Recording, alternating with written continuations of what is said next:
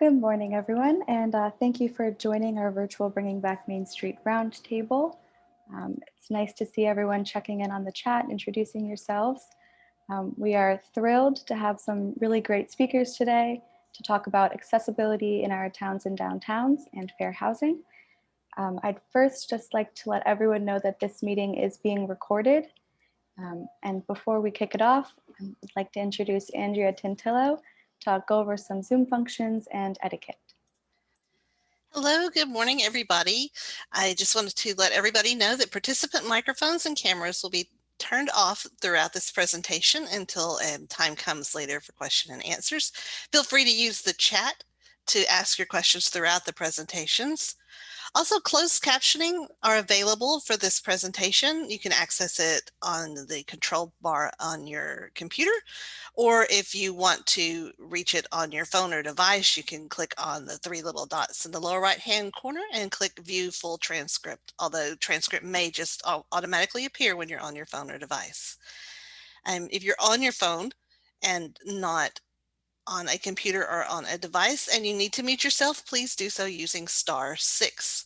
And we'll have time for questions and discussions at the end, and continue to use chat to say hi to your neighbors, to your friends, and leave questions for our presenters. And now back to Sarah. Thanks, Andrea. So you can see on your screen, here's an agenda for today. A brief summary of the program. We'll be talking about accessible downtowns, events, sidewalks, older building retrofits, and then we'll focus on housing and the Fair Housing Act as it relates to people with disabilities in the Houston-Galveston region. With that, without further ado, I'd like to introduce our first speaker for today. Corey Allen is the ADA and Capital Programs Coordinator for the City of Coppell. She is also a member of the Governor's Committee on People with Disabilities, and we are really looking forward to learning about ADA transition plans, accessible downtown events, and more from Corey today. So Corey, take it away. Good morning. Let me share my screen.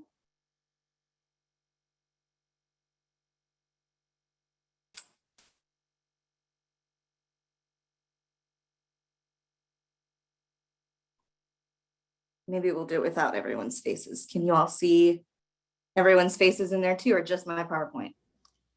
It's perfect. Okay, great, thank you. Well, good morning. Like Sarah said, my name is Corey Allen. I am the ADA and Capital Programs Coordinator for the City of Coppell here in North Texas, up in DFW. When I am not being the ADA coordinator, I am also a chapter officer for the Dallas-Fort Worth chapter of Little People of America. And I'm also on the Governor's Committee on People with Disabilities. As you can see in my title, I'm ADA and Capital Programs Coordinator. A lot of ADA coordinators don't get the luxury of just 100% being the ADA coordinator. Usually something is bunched in there with their job. Some ADA coordinators get that luxury. Most of them don't. So I also coordinate our capital programs here for our Public Works Department. Today, I'm going to talk about our journey to an ADA transition plan. I'm also going to talk about special events in our downtown areas and Heritage Park and Old Town, which is our downtown area. So a little bit about Coppell. Coppell has 42,000 people. We are comprised of residential areas, a warehouse district, shopping and retail, and our historic Old Town. So how did we acquire our ADA transition plan? The City of Coppell was reminded of the Department of Justice's role in recent years for requiring cities and counties to have an ADA transition plan. This was actually enforced in 1993 by the Department of Justice, but over the years, cities and counties have kind of been lackadaisical about it. There's a lot of other things going on. It wasn't a big priority. And so Department of Justice decided in recent years to bring on a new enforcement. What they've decided to do and what they've been doing is calling cities and counties, picking a phone number and calling and asking the questions, who is your ADA coordinator? Do you have an ADA transition plan, and where is it? Where is it located? If the person on the phone answers, I don't know, or I don't know what that is, or no, we don't have one, that's a big red flag. Department of Justice usually will step in and very quickly enforce that an ADA transition plan is put in place. So we realized the dire need that we needed one. We needed to have one back in 2015. So we presented to council and hired an accessibility consultant to help us do that. We worked with an engineering firm to decide how much of the sidewalks and streets we actually wanted to be assessed. We knew that if we did the entire city, not only would it take longer, but it also would increase the cost of our transition plan. So the engineering firm and our GIS team here in Public Works created a map of neighborhoods by decade. So we took equal samples from multiple decades to get a good mix of the city and the demographic. So we have a total of 250 miles of sidewalk here in the city of Coppell. We only did 100 miles. So when we received the transition plan and the full tally of what the cost was going to be, and obviously the violations that came with our sidewalks, we knew we would have to multiply that because it wasn't everything, but it gave us a really good idea of what we needed to go and do. So our ADA transition plan was completed in 2016, and we have been conquering it ever since. Funding for the accessibility consultant came from our Public Works department. We did not have to reach out to any grants at the time to get funding. We had it in recent years, though, as some of the sales tax changes that have happened, we might be doing a little bit more research on trying to find new ways to gain funding. So how was my position created? So once we received the ADA transition plan, it was very apparent that one person would need to manage it. It wasn't something that could be bunched up with someone else's existing job. So Jamie Briarton, our project manager, printed out the report. She printed the whole thing. She weighed it. It weighed 11 pounds. That's how heavy the report was in paper. And that was her way of presenting it to council as her 11-pound baby. So she set it down, presented it, and said, I do not have the time or the ability to completely manage this transition plan on my own with everything else going on. So we need someone that's going to do this. It was very effective. Obviously, council took to it, and my position was created in 2018. It was a brand new position, so there's bittersweet to that. The bitter is everything was brand new, and it was kind of started from scratch. But the sweet was there were no prior shoes to fill. There were no expectations, no preconceived ideas on what it would be. So I could kind of make it my own, which was great. I did do a needs assessment when I first got here to figure out what kind of problems we needed to solve first, second, and third, kind of what our high, medium, and low risk items were. So these are the sections of our ADA transition plan. We have facilities, parks and pavilions, signalized and unsignalized intersections, streets and sidewalks, programs and services, and policies and procedures. So in Coppell, we have 45 facilities. 33 of them are inhabited by the public on a normal basis. I say normal because we're in COVID, so it's a little different right now. This slide that you see here, this picture here, is a snippet of what our part of our transition plan looks like. This is an Excel document that breaks down all of the violations per facility in one document, which is awesome. So we can sort by facility name, by the violation, by the category that it's in, the priority, the public use rating, and then the cost as well. Those costs were approximated in 2016, so they're a little bit different right now with inflation, but they give us kind of a good idea. So this is another piece of the transition plan. This was a more detailed breakdown of each violation. So as you can see, it lists what the violation is, the standard that it applies to, what that standard is, the recommendation that they would give us in alleviating that violation, and then the cost, again, the approximate cost, the priority, which is high, medium, or low. The other great part is that it came with pictures and the violation attached. So at our Justice Center, we have 3 or 4 different ramps. And if they say the ramp at the Justice Center, we wouldn't know which one they were talking about, but they sent pictures of everything, which really helped us a lot. The next section was parks and pavilions. We have 17 parks and 16 pavilions here in the city. Again, this is a snippet of what the Excel portion of the ADA transition plan looked like. And again, this is the appendix portion of what the transition plan looked like. So the violation, what the text is with the standard, the recommendation, the cost, and the priority, again with pictures. Programs and services. So this touches every department, obviously, between the rec center, the library, life safety park. We have programs and services everywhere. Also includes committees and boards and meetings, council meetings, things like that. So we knew we had to identify points of contact in each department, each facility, and make sure that the hands and feet of the message of accessibility were being spread. I obviously can't be everywhere all the time, so that was really important. We created ADA notices for each of the kind of the big items, which were generic programs and services, rentals and reservations for facilities that allow the public to use their facility, assistive listening devices, and accessible computer programs for public computers. So the top picture is an example of the ADA notice that we have for programs and services. And then the bottom section there is the notice that we use for printed materials. If any of those committees or boards, or even a program at the library has a printed material that they want to distribute, it needs to be, if it's requested to be in alternate formats, that's what we post. We also, I use a lot of charts to keep track of points of contact for each facility and department. Like I said, I can't be everywhere. So this is an example for our listening devices. We list out the facility, the point of contact that might be actually using the listening device, the ADA liaison that is assigned to that department or facility. I'll talk about ADA liaisons in just a minute. And then the list of listening devices that we have and that we need. Policies and procedures. So I work with our administration department on a lot of these and our legal department as well. We have a grievance process in place, knock on wood, we haven't had to use it. Hopefully we never will.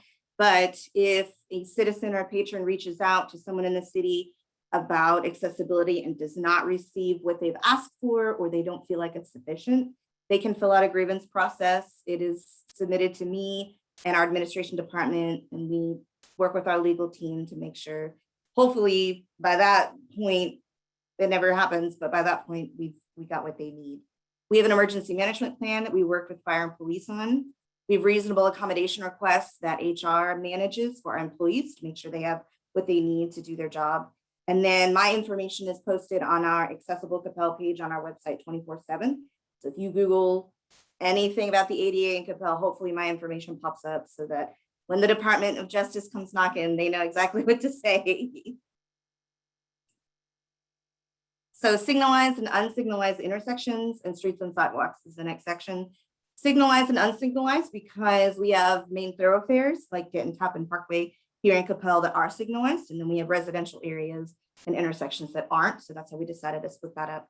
Internal repairs occur here in the Public Works Department, maybe small repairs like a sidewalk panel or repairing a curb or something like that. Some of our larger projects, our larger intersections, we use outside contractors for. This photo here is an example of a residential area that did not have a ramp at all. It was a nice curb drop off that led to someone falling on their face in the street. So we decided to go back and fix that and make it accessible. We used one of our outside contractors to do that. So there's a nice landing, flat area, truncated domes, all the good stuff. Obviously, I cannot manage the ADA transition plan by myself. So we have two groups that help me a lot. They're the hands and feet really of the transition plan. ADA liaison advocates, they help me with programs and services and policies and procedures. They are in each department, in each facility. So there's a representative from each facility even. And we meet quarterly to go over any changes, any questions they have, any questions that a patron might ask them about accessibility in their building or another building.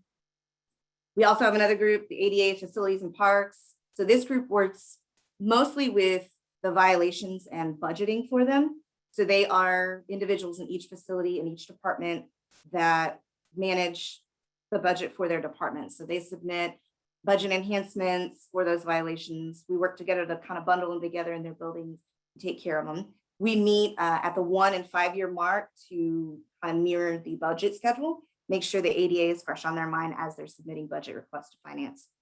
The budget for each of the violations in the transition plan comes from the program account in each department. So in a dream world, I would have my own big account. I don't. each department has their own accounts that they use to budget for these items. New facilities that are built that are not in the transition plan here in Coppell, we do go through TDLR.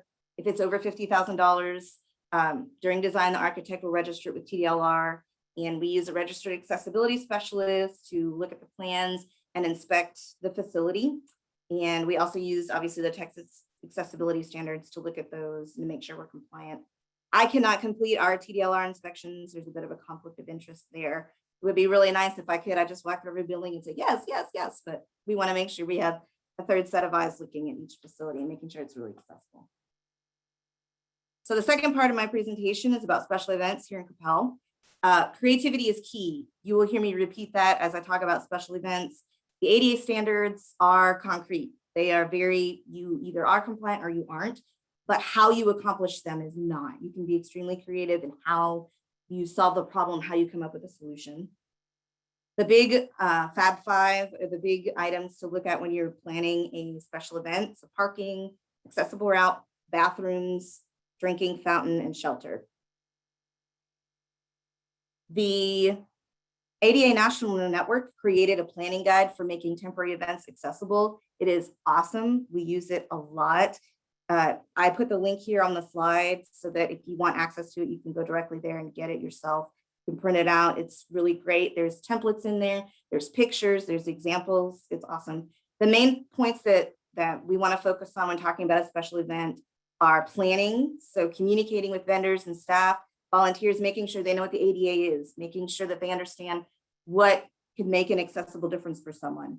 Having appointed subject matter experts in each area so that if a vendor or a patron has a question, they're not having to go all the way back to the front of the special event. There's people and volunteers and staff all over that are aware and maybe can help them find a solution quickly.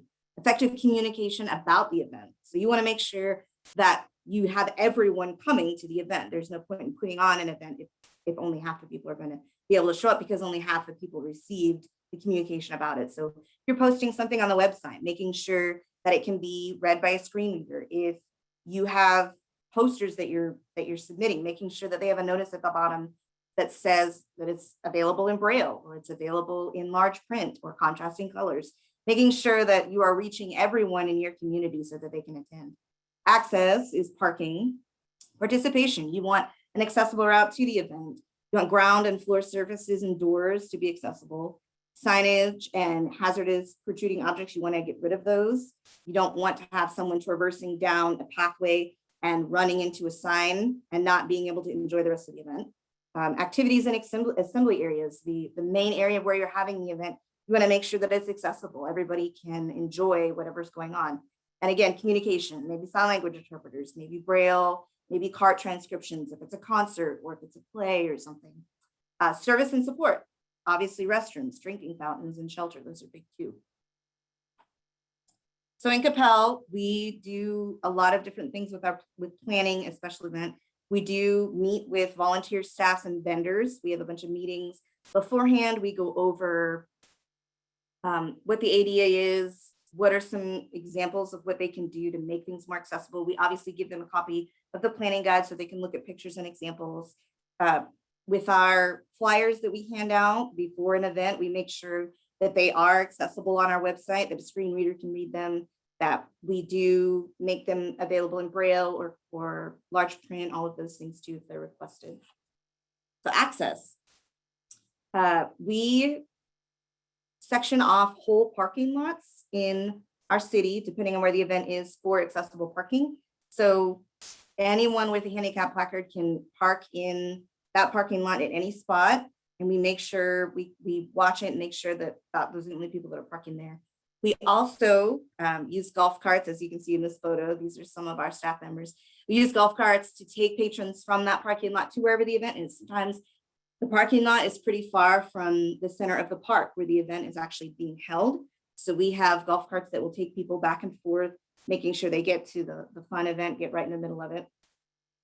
The picture on the right here is of our farmers market. So making sure we set up the main portion of the event on a firm, stable, slip resistant surface, making sure that everyone has access to it. I recently went to an event in DFW that the parking was a muddy mess, and the accessible route to get from parking to the actual event was a muddy, grassy mess. And when I asked where the accessible parking was, where the accessible route was, the staff looked at me like I had 8 eyes. So again, it's really important to communicate with your staff, with your volunteers that might not know, and make sure that they're aware so they can help someone get to where they need to go. Participation, this is the biggest part. Whenever you're putting on an event, you want everyone to enjoy it, everyone to have fun, everyone to be able to participate in it. So, this picture on the left, we had an event out in one of our parks, and we made sure that we sectioned off areas of the firm stable slip resistant patio area for accessible seating. We wanted to make sure that there were different kinds of seating areas available. That picture in the middle is of a food truck. Food trucks are awesome, they're great. In the eyes of the ADA, they have some hiccups, and it's hard to make them accessible. Number one, most of the time, the height of the shelf or the counter itself is over 48 inches. It's too high. And being a little person, I'm 3'9", so a lot of times I'm yelling. They can't hear me because the generator is going on the food truck and they can't hear what I'm trying to order. Also signage. A lot of times they have things that are sticking out and they're supposed to be really cool looking, but for someone who is blind or cannot see, they're going to run into that. So you have to find really creative ways to make sure that these are accessible, make sure that people aren't running into things. One of the things we've done is we put a sign up if someone needs an accessible option, the vendor will come out from the truck, take their order, bring the food out when it's ready, talk to them one-on-one so that they're not having to scream or not be able to get their food. On the right-hand side is another picture of an event that we had. We want to make sure that wherever the assembly area is, it's on a firm, stable, slip resistant surface. We don't want to have it in the middle of a muddy field. We want to make sure that where everyone wants to gather and all the good stuff that's happening is somewhere where everyone has access to. Service and support, so restrooms, making sure that you have accessible restrooms, not just regular porta potties, but also accessible ones. Also making sure hand washing stations or hand sanitizing stations are accessible, and then also shelter as well. This is an example of an event that we had at one of our parks. We had a patron that had some mobility questions about accessing the actual event. So they were asking from the parking lot to where the food trucks are, to where the movie was going to be shown, how far is it? So our staff and Parks and Rec and our special event supervisor actually went out and measured each area for the patron so that they could see exactly how far it was going to be. They were trying to decide whether they thought they could maneuver it on their own or they might need to use a golf cart the whole time. So they did decide they were going to maneuver the event on their own, which was awesome. We tried to give them as much accessibility and independence as we could. And we also labeled a few of those picnic tables in front of the movie screen as accessible seating only, so that patrons that needed to have accessible seating, it was available, it was close to the movie screen, all that jazz. So the third part of my presentation is about our downtown area. One part of it is Heritage Park. We have 5 historical homes that were donated to the Coppell Historical Society. And when I say historical, they're old. That means they're not accessible at all. So we had to go in, make some renovations, make some edits to make sure that we're opening these to the public and we want people to access them, that everyone really can. So there are 5 historic homes. There are events in each one. They decorate them with different themes, the Historical Society does.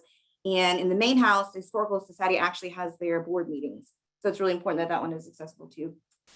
On the left-hand side here, this picture, this is a ramp that we built to make sure that patrons could actually access the house. All of the houses had stairs to them. None of them had ramps or accessible entrances. So we built these ramps. We actually had the Boy Scouts or the Eagle Scouts join us on one of them to build a ramp. It was part of their project, and it was a win-win for us because they were able to complete that project, and it helped us a bunch. So a lot of times you can reach out to organizations in your town and see if you can work together. Maybe there's community service or something like that. You can make it a win-win too. On the right-hand side is a picture of the outdoor public bathrooms that go with each of these homes. So obviously they're outdoor and they They are for all of the homes that are in that historical area. So we didn't want to have to rip them down or tear down walls. We really wanted to try to keep them as they were, but they needed some TLC. So some of the items that we looked at, some of the things that we changed were the items that you see on the shelf there, they were actually on the floor. So we put them up on a shelf, give more accessibility, give more space on the floor. We insulated the pipes there at the sink. So if someone was to try to use the sink, it wouldn't burn their legs if they're using hot water. We changed the door. It used to open in, which kind of gave less space to the clear floor space that's required in a bathroom. So we changed the hinges, we switched everything out. We had it open out so that that person could go into the bathroom, turn around, use the restroom, use the sink, and get out without having to deal with the door. We also installed grab bars on the back and side of the toilet as well to make sure that they could access it. These are two other pictures on the left-hand side here. Obviously, these homes were built a long time ago. So they have beveled doorways, which are not pleasant for a wheelchair to go through. So we remove those, smooth those out. And the door clearances have to be 32 inches. And a lot of these were not, they were very small. So we had to make some updates to the actual door frame, but keep the integrity of the building and of the architecture as well. So we removed those, made some edits to that, made sure that people could get through. We also just worked with the Historical Society to make sure that all the activities that they had in each of these homes was in the main living room or the main front room. We didn't want to have to tear down walls and completely redo the inside of one of these homes because the bedrooms and the bathroom and the kitchen were not accessible, very narrow, very small, very tiny. So we worked with them. All of their events are in the main room so someone can get in, enjoy the event, and get out safely, and there's accessibility to do that. Picture on the right is of sidewalks that we installed to go from the parking area to all of these historic homes. We wanted to make sure there was something firm, stable, slip resistant there for them to actually get to the home as well. Old Town, this is the downtown area of Coppell. We call it Old Town. The picture on the left is George's Coffee. This is a really cool, very Coppell staple coffee shop. One of the items that they wanted to add in the last few years was a walk-up window to not have patrons actually coming inside their coffee shop. But as you can see, the window is way too high and there's no ramp or no real ability to get to the window for someone in a wheelchair. There's a nice curb there, unless you want to pop a wheelie, that's not going to happen. So we worked with them and they came up with a solution. Instead of ripping out the wall and moving the window and ripping out the sidewalk, there's a little sign on the left-hand side. You can't really see it there, but they put up a sign that said, if you need assistance, if you need more accessible options, please call this number, place your order. We will come out to you and take your payment, and we will come out and deliver your order to you. So again, creativity is key. They found a way to make it accessible and to make it include everyone, but not having to completely rip out the wall, completely rip out sidewalk. Picture on the right is of our farmers market. It's the pavilion we have at our farmers market. We have a lot of events there on the weekends, and it's really great to have a nice big pavilion that's firm, stable, slip resistant. Also, you want to make sure the parking that's attached to that is accessible, which we do. So it's really important. You want people to be able to get there and enjoy it as well, park their car. The picture on the left is of a restaurant called Doty's that we have here in our downtown area. The ramp that you see there that's nice and shiny and new did not exist a couple of years ago. It was, again, a nice sidewalk with a curb drop off. So someone that needs extra accessibility doesn't have it, they would be dumped into the street. So we added ramps, we added truncated domes, we made sure that the sidewalk was ADA compliant. We added accessible spaces to make sure that people could navigate that downtown area. Picture on the right is of our brand new art center. We're very excited about it. It's our new pride and joy. We made sure that it's also in our downtown area. So we made sure that parking was accessible. There was plenty of it. We also made sure that inside the art center was accessible. This was kind of one of the first times we had real performance accessibility needs. So listening devices, sign language interpreters for musicals or plays, things like that. So this was kind of a new venture for us, but we've made it extremely accessible. We've worked with the staff there. And also we reached out to a couple venues here in Dallas to kind of see what they do, shadowed what they do, and made sure that, we had the best solution, easiest solution for what we wanted. So this is a bunch of resources. The left-hand side, the ADA National Network Guide to Special Events. So there's a link there for that if you want to print that out and have that. Department of Justice, Common ADA Issues in City Governments. This is a really awesome article that they update quite often. It talks about historical facilities, which is really important. There are a lot of ifs, ands, and buts about historical facilities in cities and counties. And they also talk about ADA transition plans and the requirements that cities and counties have. Accessology2 is the company that did our transition plan. So this is their information. We have them on speed dial. I don't know if that was a benefit to them. They probably wish that we didn't, but we do. Any questions that we have about our transition plan or about new facilities that are being built or programs or services or how to make accommodations, they are awesome. They answer all of them. They are, when we build new facilities, they are the RAS that the registered accessibility specialists that we have to actually look at the building and work with us to make sure it's accessible. Then my information is there on the right-hand side. So if you have any questions or you need to look at our transition plan, I'd love to share it with you. You would like to look at some of the charts that we've created, some of the groups that we've created in making sure that our transition plan is implemented, please let me know. And that's it. Thank you so much, Corey. That was a ton of incredible information and a really great model for other towns in Texas. And I'll add a reminder that anyone can drop questions in the chat box, or if you'd like to raise your hand and ask a question live, that's fine too. While we wait for questions, we're actually going to do a quick poll of the audience. You should pop up on your screen in just a second, but it's a very simple question. Has your community adopted an ADA transition plan? So either we have adopted ours, we're working on ours, or we need to get started on this, and this was a ton of great information to get us started. So we'll leave that up for a couple seconds. And in the meantime, you can be thinking of your questions for Corey.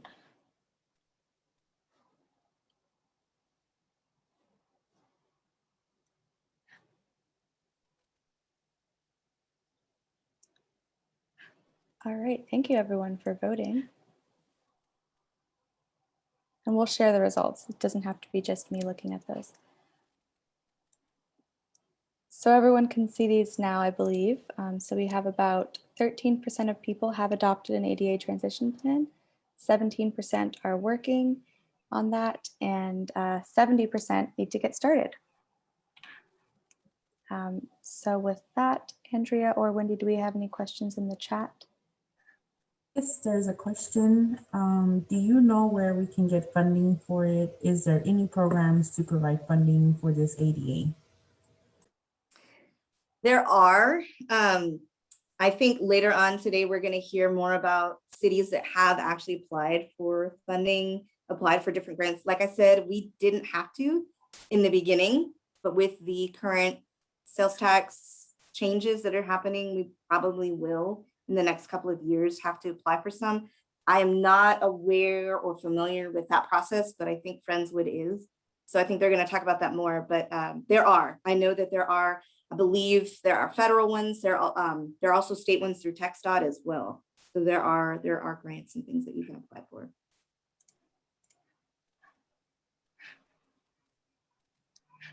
That's the only question I see at the moment. Thanks, Wendy. Anyone have any other questions? You also have Corey's information, so you can always follow up after.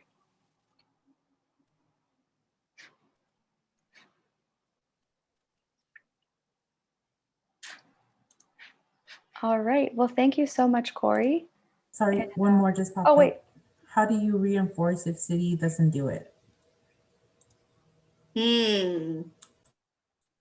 How do you mean how, I guess, how would you reinforce if your city doesn't want to do their transition plan or doesn't want to have one completed?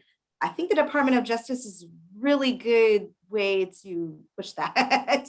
They are calling cities and counties, like I said, and asking those questions. And if whoever answers the phone says they don't know or they don't have one, they will come knocking. They will be there. So it's really important to have those. That was, you know, with us here in Coppell, knowing the Department of Justice was enforcing it was a big deal. But then also, like I said, once we got our transition plan, being able to print it out and present it as something as big as it was, and saying this is something that someone full-time needs to manage and not something that can just be bundled into someone else's job is a really big deal.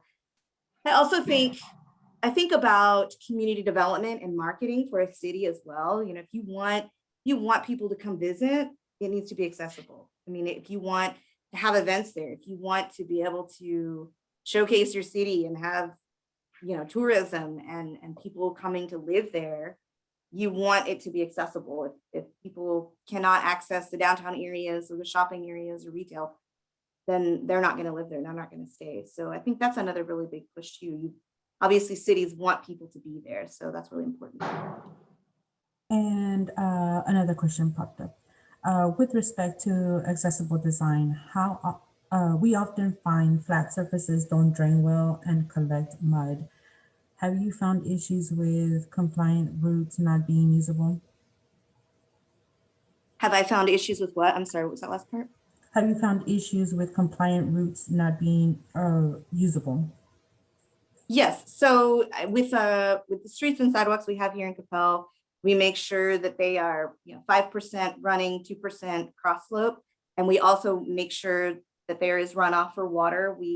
That's one of the things that our outside contractors help us with. We use a contractor that doesn't necessarily have to rip out the sidewalk and redo it. They actually drill holes in the cement and insert like a silicone that lifts it up and makes it flat. So it's a cost-effective way to make an accessible sidewalk, to eliminate tripping hazards or defaults in the street. But when we are looking at the slopes of the sidewalk, the slopes of the street and the curb, we want to make sure that they are 5 and 2 and make sure that there is an even route for that rain and that water to go off. So you're not, you know, it's not puddling, it's not causing another hazard for someone that's trying to traverse through that area, having to go through water.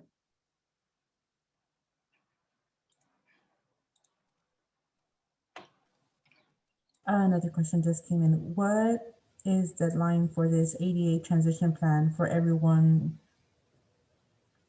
to comply?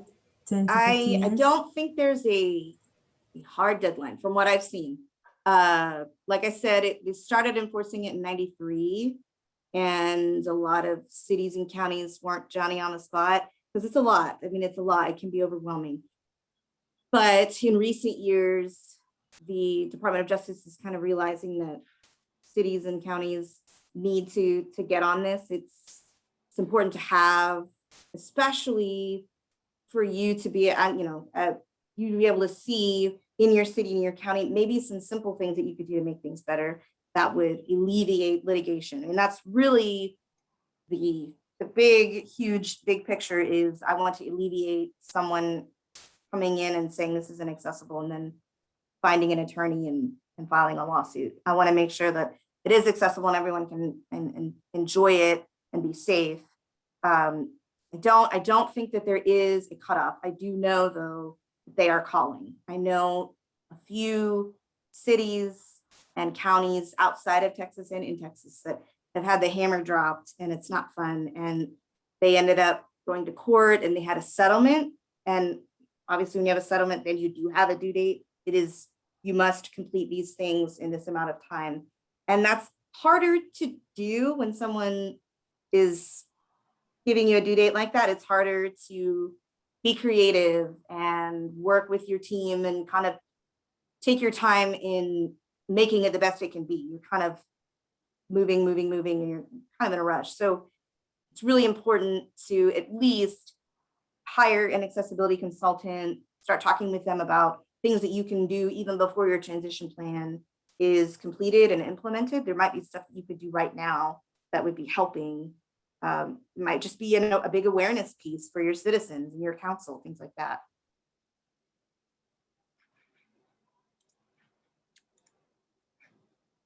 And with that, I don't see any more questions. Great. Well, thank you, Wendy, and thank you, Corey, again. And I think, yeah, so like Corey alluded to, next we're going to be hearing from the City of Friendswood, Stephen Rea, who is the Assistant City Manager. So Stephen, if you want to take over screen share and take it away.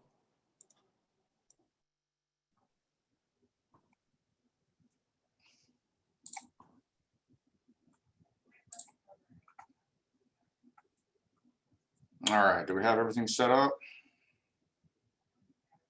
Looks good. Thank you. Awesome. Okay. My name is Stephen Ray. I'm the Assistant City Manager with the City of Friendswood. Corey, great job. And I'd like to thank Cheryl and Sarah for setting it up and for the invite today. We were very excited to be invited, and we're here to talk about the City of Friendswood and kind of the journey for accomplishing some ADA compliant sidewalks and curb ramps in our downtown. It actually is a whole lot more exciting than the title alludes to. The journey to get here has taken a long time, and we've had a lot of interest. And with that, we'll just kick it off. Just some housekeeping for Friendswood. We have a population of almost 42,000 and almost 15,000 households. The population here is very active. They get out and about. We have tons of volunteers. We have tons of city-sponsored events. We have many of them downtown in our kind of a crown jewel of a park in Stevenson Park, which sits on one side of the almost 1.5 miles in length of our downtown. So as we start to get into the presentation, we have plenty of areas that needed help in our downtown, and kind of how we got there. Over the years, mayor and council, what's up on the screen is our current mayor and council, but we've had visionaries throughout the years that have put together plans, that have put together ideas, and have had many very varying opinions on exactly what to do with downtown. These folks have been absolutely instrumental in getting us to where we are today.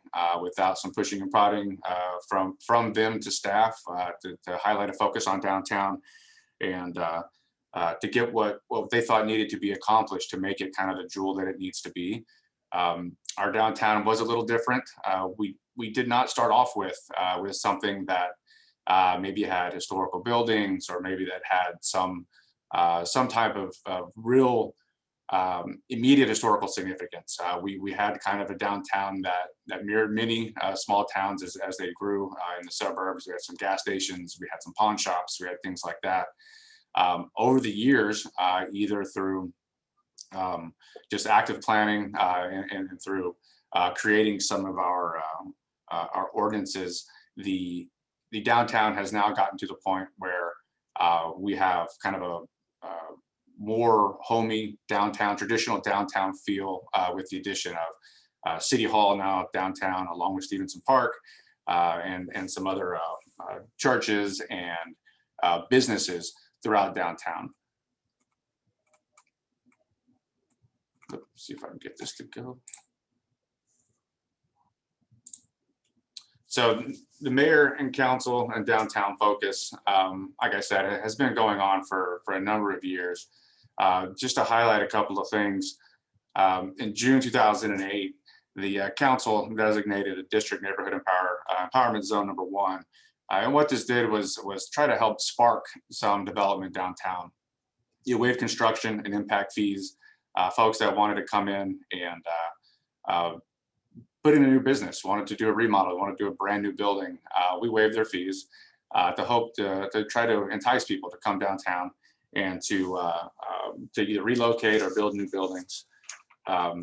In May of 2016, the Friendswood Downtown Economic Development Corporation was created as a result of voter approval, and we'll speak about them a little bit more here in a little bit. October 2018, City Council adopts the Friendswood Downtown District Improvement Plan.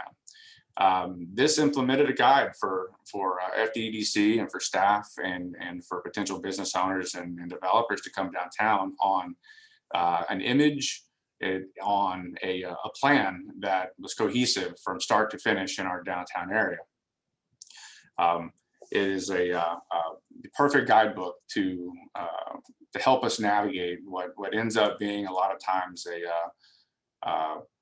potential pitfalls, whether it's with design or requirements, and some of the costs of coming into downtown, either to reestablish an existing piece of property or to repurpose a building. As mentioned, the Friendswood Downtown Economic Development Corporation, or as known to us as the FDEDC, instrumental, absolutely instrumental. These folks have come in and just been stewards of the downtown. These are all locals. They've been in the community for many years, but they're all from all walks of life. So they all have a very from the folks that grew up here to those that have relocated in the last couple of decades, they all have an idea of what downtown could be. And now that the guidebook, if you will, has been kind of created, they have been the ones to usher us forward. They have the support of mayor and council, and they have shown a real knack at pushing to get some of these things done in their short existence. Their downtown focus for the FDEDC, their main avenue, or their only avenue of funding, is the 8-cent sales and use tax to promote new or expanded business enterprises in the downtown area. So over the last 4 or 5 years, they've allowed their savings to kind of to grow to the point where we're now able to hopefully start funding larger projects, or at least maybe match some funding with larger projects. And as they waited for their savings to grow, they went ahead and moved forward with some very important pieces of information. As mentioned before, the improvement plan is basically provided an overview and schedule, and extended it to the public wanting to know what was the general population of Friendswood looking to do downtown, what kind of activities do they want to see, what kind of signage do they want to see, do they need accessibility and walkability. And I think we all kind of had an idea of what those answers were going to be, but when the plan came back and the surveys came back and the public meetings were held, I think we all just kind of solidified exactly what we already thought. It gave us that kind of involvement, though, and that kind of buy-in that allowed us to move forward. And so this is our downtown district today, and kind of its diversity. Mainly, you have in the red blocks here, you have the commercial, and then importantly with the little green boxes there. That's our city facilities. That's City Hall and Stevenson Park. But this is our downtown. This is 1.4 miles each way, so 2.8 miles of area that has been designated as our downtown district. And so with the FDEDC and mayor and council's guidance to move us forward, we have created the Friendswood Downtown District Improvement Plan, and a couple of others. But I think one of the things that I was mentioned about funding earlier today is to always have a plan. And whatever your project is, whether if it's ADA or anything else that you're moving through, have a plan, have a framework, have something. The picture on the left, if you'll notice, is a study that was commissioned in 1969 that in part details how to promote Friendswood, and downtown being a large part of that, and what direction to go. And then you fast forward to 2018, the picture on the right, that was the improvement plan that was put together and ultimately adopted by council. So an important theme, at least here, and I would suggest it for others, is to have a plan. You've come to the conclusion of what you need to do, whether it's with ADA sidewalks or facilities. anything that you might have. Just have that plan in pocket and ready to go. And to that, this is something that the City of Friendswood put together in October 2018 that we unsuccessfully applied for a call for projects. So we had a plan. We put together the framework. We put together the entire project, start to finish, and it wasn't just sidewalks. It had other items for downtown. It had bike lanes, had other accessible routes, and those types of items. But ultimately, we were denied. And so, as we moved forward, knowing that we had this plan in progress, we started to look elsewhere, anywhere we absolutely could, to find either a matching grant or somebody that would grant the project. Some of our existing conditions, you can see why we're actively going out for grants or for funding. We have all kinds of sidewalks downtown. Not many of them match each other, or at least they didn't. Whether you have ramps that met absolutely zero ADA requirements, you have some sidewalks to nowhere. We have, again, plenty of ramps, plenty of areas along downtown that you can kind of see some of the worn footpaths. Some of those areas, sidewalks need to be installed, but with absolutely zero accessibility whatsoever from mini lot to lot, neighbor to neighbor, all the way downtown. And here again, lack of sidewalks. The picture on the right is fairly important. You can kind of see these brick paver sidewalks. Part of our downtown, one of our ordinances for downtown in our design criteria manual is to require the installation of these sidewalks, these paver sidewalks. And so if something comes in and redevelops property line to property line, you're asking a developer or owner to come in and put in these paver sidewalks. And they look great. They look amazing. Come to find out here, importantly in the future, those sidewalks don't do much for ADA accessibility. Just the fact that they can they can shift, they can move over time. It created a tad bit of a problem with our project, but we've been able to move forward. And I know we've mentioned the funding sources. I cannot reiterate enough to always have a plan if possible. If you need to go out for a grant to make a plan, that's fine. Just find a way to have something, whether it's shovel ready or you have a framework that what you need, what your community needs, and then apply everywhere absolutely possible. You may never know just what kind of on the periphery or on the outside of a grant application that your project may fall, even if it's not just entirely justified in their application. You never know. And to that point, you never know who you might come in contact with. These are just a few of the organizations that we've gone to as a city for either grant applications or to fund a study or to fund or to request a grant application to help us plan for our future. For our project here, the funding source was the TxDOT curb and ramp program. So this is just kind of a timeline of what we ran into. So in October 31st, 2018, we applied unsuccessfully for funding. And it is a bummer. Nobody wants to be told no, especially when you put a lot of work into it to get an application together and submit it. Unprompted, the Texas Department of Transportation gave us a call in August of 2019 to gauge interest for a curb ramp program.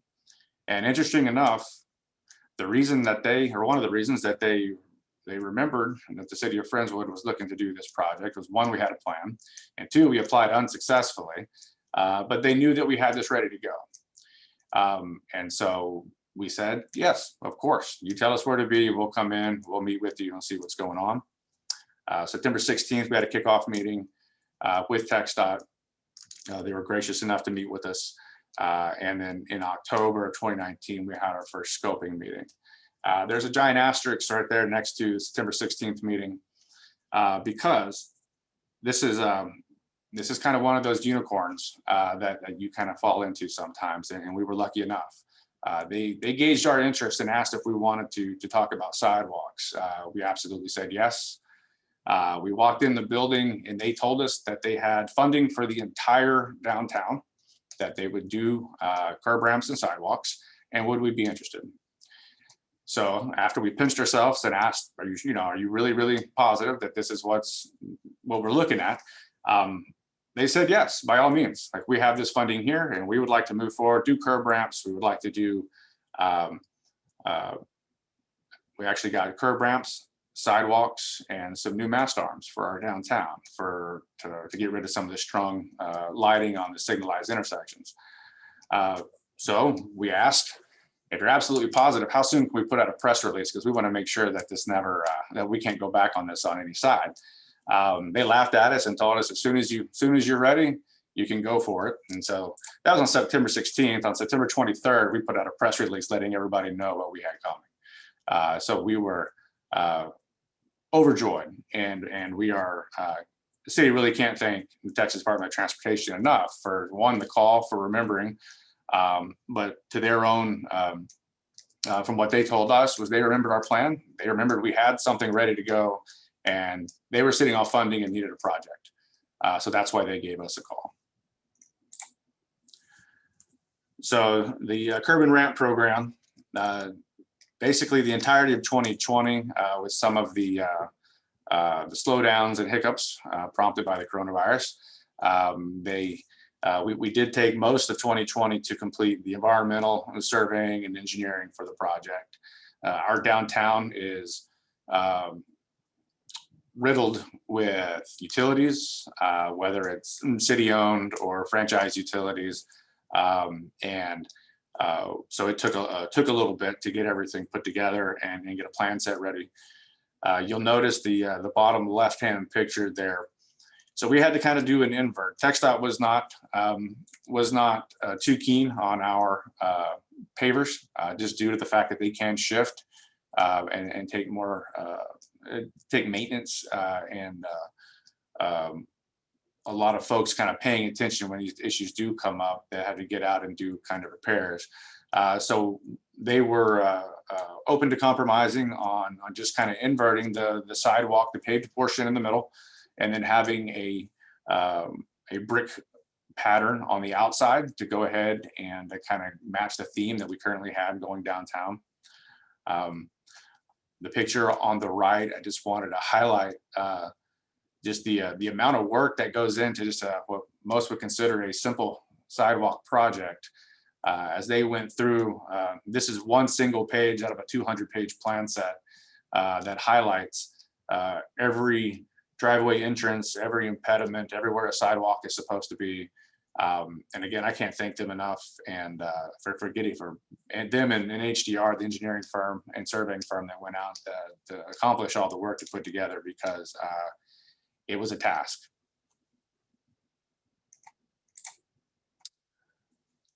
So the Curbs and Ramps program is going to see the construction of pedestrian infrastructure over 2.8 miles. What was ultimately decided to do was TxDOT would remove and replace any sidewalks that were in a condition that did not meet ADA compliance, leaving some sections of sidewalk throughout downtown, but anywhere where there was not a sidewalk, or there was a sidewalk that was too narrow or in bad condition, they would go in and replace, along with new curb ramps at every cross street, and new mast arms and pedestrian crossing facilities and lights, getting those put in for the entirety of our downtown. The City of Friendswood was responsible for obtaining easements and the future maintenance. It is a small price to pay for us to go out. There are some headaches with it, of course. You are dealing with property owners. You are dealing with tight areas of town as our right-of-way shifts in width in some locations. But whether it's an easement or a temporary easement for construction, our engineering department did great work. They contacted every property owner in downtown, met with multiple, and we are almost complete with getting the required easements, so we can go ahead and get the property required so we can have these sidewalks installed.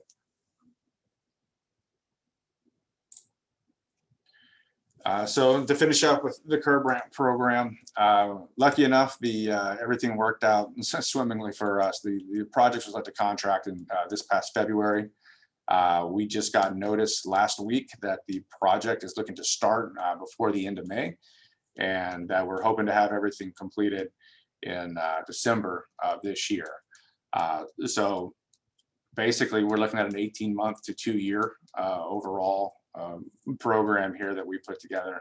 And I really can't stress enough that we had a plan ready to go, that we had been actively looking for opportunities. And I can't thank TxDOT. I can't thank them enough. I mean, this is something that's going to transform downtown and walkability and accessibility, and going to give folks the ability to go from one end of downtown to the other on whatever side of the street that they want. And I'm thankful. With that, that is the end. And I've placed my email address up here should anybody have any questions offline, if they would like to shoot me an email. There's obviously a ton of specifics in each aspect of the project that, like I said, I don't want to bombard people with too much information and some of the sausage making that takes place. But if you have any question on an individual part of the project or aspect, I'd be happy to answer via email or right here if I can do it. Thank you, Stephen. And I mean, another congratulations on your project start, and congratulations to the City of Friendswood. Does anyone have any questions for Stephen in the chat, or if you'd like to raise your hand and unmute? There is questions. What does the grant application process entail? Is it just an application, photos, interviews? And then what do we as a city need to have with us when applying? So the project here was not a grant project in its traditional sense. This was TxDOT just saying, we have the funding and you have a project, and let's move forward. Prior to that, in 2018, we had a grant application that it put together an entire package. We had a firm come out and map our downtown for everything from sidewalks to curb ramps, bike lanes, the length of the area, on what kind of bike lanes you would need and what kind of facilities you need to facilitate the foot traffic and the bike traffic. So each grant application is a little bit different on what they would ask for. The more information, the better spelled out your project is, the better. If you have the ability as a municipality to match a grant, potentially, that goes a long way. But each application is a little bit different. So I would just say, look at the parameters of the application you're applying for. But in this sense, we were lucky enough to have TxDOT step in and basically say that we have the funding ready to go. We know you have a project. Let's have a conversation. Thank you. There's another question. How are you preparing for the replacement cost of the new infrastructure you highlighted? Many cities are simply using debt to fund projects such as these, but there must be a better way to set up our cities for success in the future. You cut out just a little bit. Can you read the first part of that just again? Sure. The question itself is, how are you preparing for the replacement costs, new infrastructure you highlighted? Okay. So we are hoping, if I understand the question correctly, we are hoping, one, that these sidewalks being brand new last for a good while. We do, as a city, once we take over maintenance of these sidewalks, we are very active in getting these, not just downtown, but all over the city, very active on getting maintenance and repairs taken care of very quickly.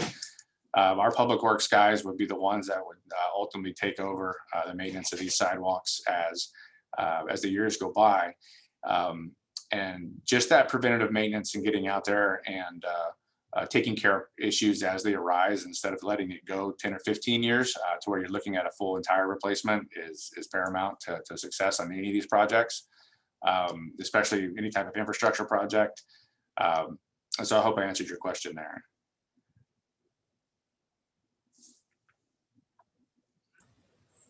Okay, I don't see any other questions. Thank you, Wendy. If anyone else has any questions, put them in the chat. Funding is always a tricky piece of the equation. We actually can do another poll of the audience if, Andrea, if you're able to, thank you. The question is, how do you fund ADA compliance projects? And you can either pick local funds, taxes, bonds, state funds, federal funds, donations and fundraisers, or we don't have a funding stream for this activity. And I'll just give everyone a couple seconds to respond. And if you have any tips and tricks you want to share in the chat too, if you have a secret funding source.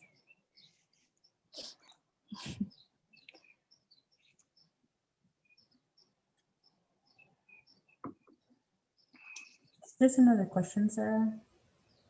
Oh, great. Okay, well, we can end the poll and everyone can see that mostly local funds or we don't have a funding stream for this activity. A couple people using state, federal funds, and some donations and fundraisers. So Wendy, if you want to go ahead and read the other question. Sure. Did the curb ramp and sidewalk project also include pedestrian crossings and ped buttons, if there were any? Yes, in this project, the new mast arms and new pedestrian crossings markings are part of it. The downtown currently has mini crossings that are the instead of mast arms are the strung up across the street signalized intersections. So those are actually coming down. And we're putting in brand new mast arms with pedestrian crossings, got the buttons and everything, new crosswalks and everything.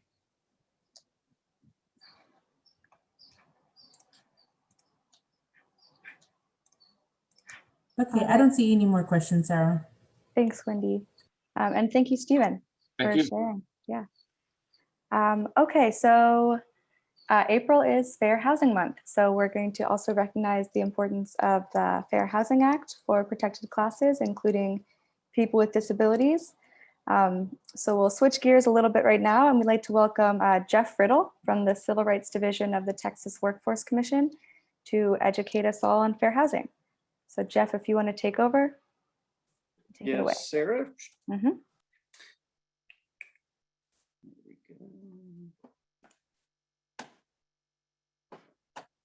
All right, well, good morning, everybody. As Sarah said, my name is Jeff Riddle, and I am with the Civil Rights Division, which is a part of the bigger Texas Workforce Commission. So that's the actual state agency commission that we fall under. And we have our little subsection, the Civil Rights Division. Thank you, everybody, for having me here today. As we're in our last week of Fair Housing Month, it's been a great month, a lot of outreach efforts, and glad I can be here today. So without further ado, help if I was on the wrong screen. There we go. So as you see, Texas Workforce Commission, this is what we are. We help create an environment in which the citizens of the state of Texas may pursue and enjoy the benefits of employment and housing that are free from discrimination. Just quick little breakdown with inside the Civil Rights Division, we do have an employment side and a housing side. So we actually look at discrimination against the 7 protected classes, both within employment and in housing. Employment's very easy. Everybody always thinks about discrimination in employment. You can go to your HR, and if not, there's always somebody else you can go to.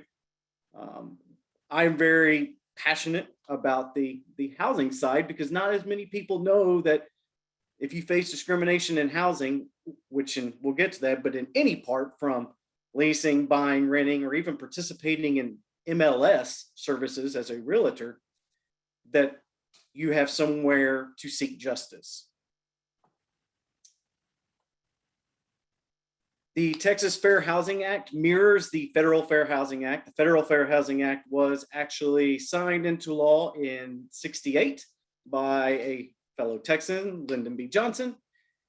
The Texas Fair Housing Act, as you see, was passed in 1989, and the first agency that was given responsibility over it was the Commission on Human Rights.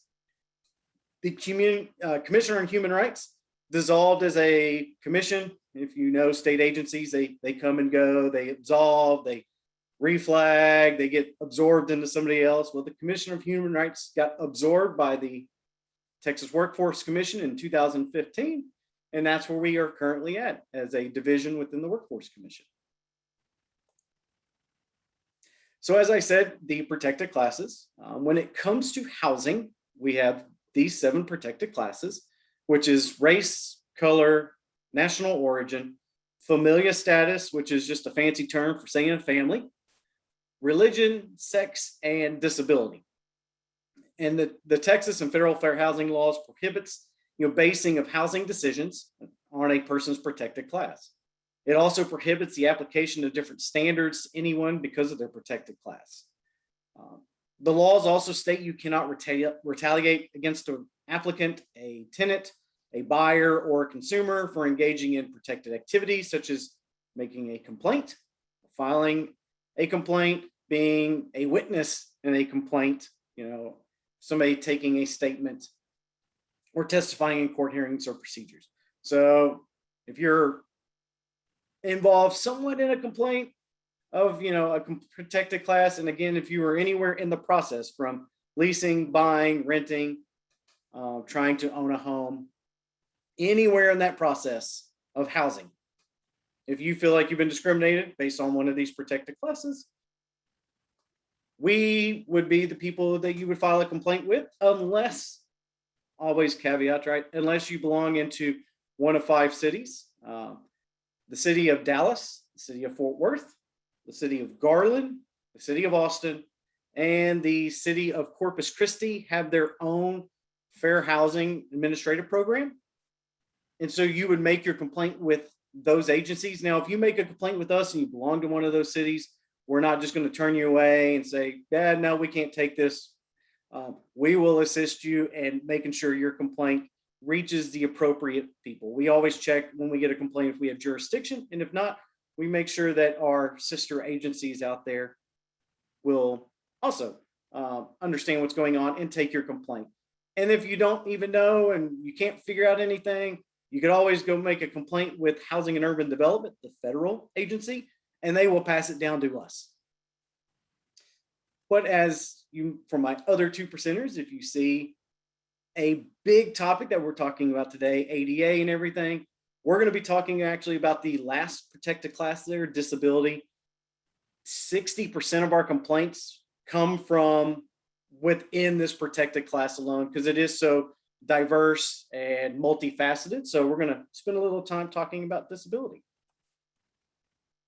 So in order to fall under the disability protected class, a disability is one of these things. You have to have a physical or mental impairment that substantially limits one or more major life activities, right? And major life activities is anything from seeing, breathing, hearing, walking, working a job, taking care of oneself. Those are all major life activities, basically a life activity.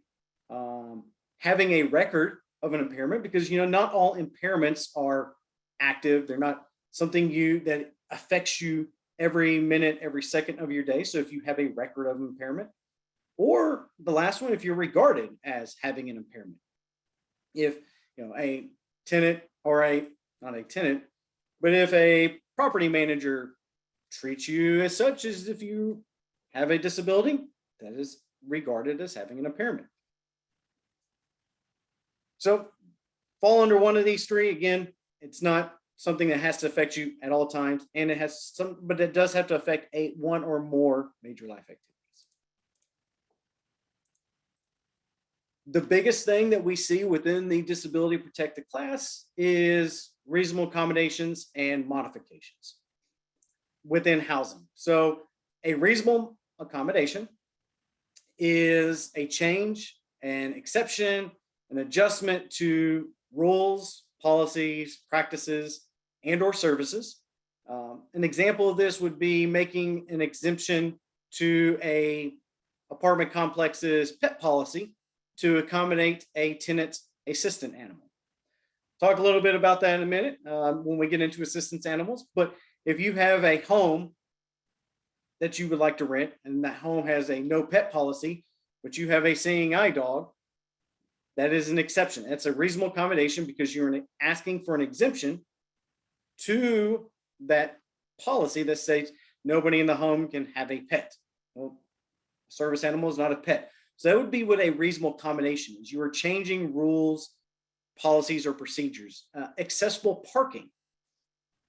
There are disabled parking spots, but you are now a recently new disabled person and you would like or you would need to have a parking space that's closer to the front door of your apartment building.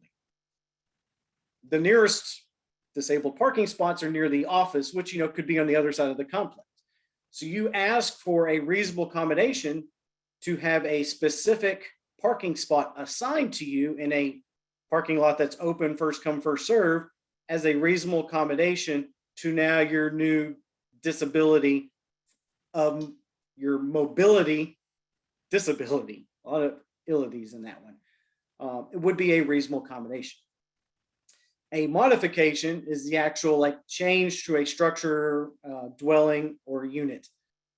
Adding a wheelchair accessible spot with the curb that is cut out. That is changing a structure. Adding a ramp to the stairwell or the stairway of your unit. If you have steps that lead up to your home and you're renting this home and you want to put in a ramp down, or even in an apartment complex, would be a modification. So you're changing the structure or dwelling.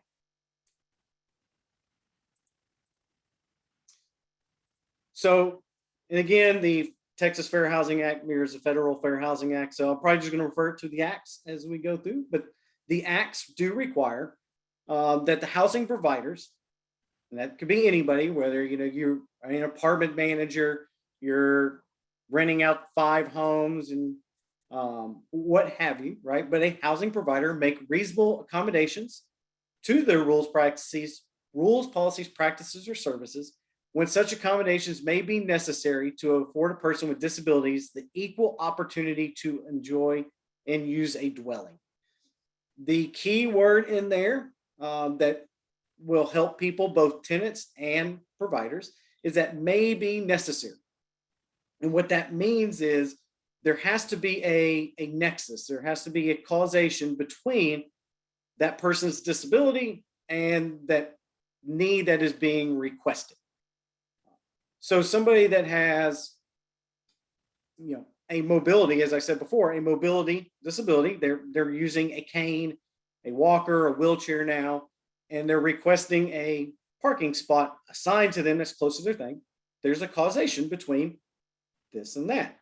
A person that is cannot move up the stairs anymore because of that same disability, moving from a 3rd floor apartment to a 1st floor apartment without incurring any additional service fees is a reasonable accommodation. But that same person that's trying to break their lease without a 30-day notice, just for no reason, but they're like, I have a disability. There has to be a causation between the two. So it's important to note that there needs to be a nexus between the two.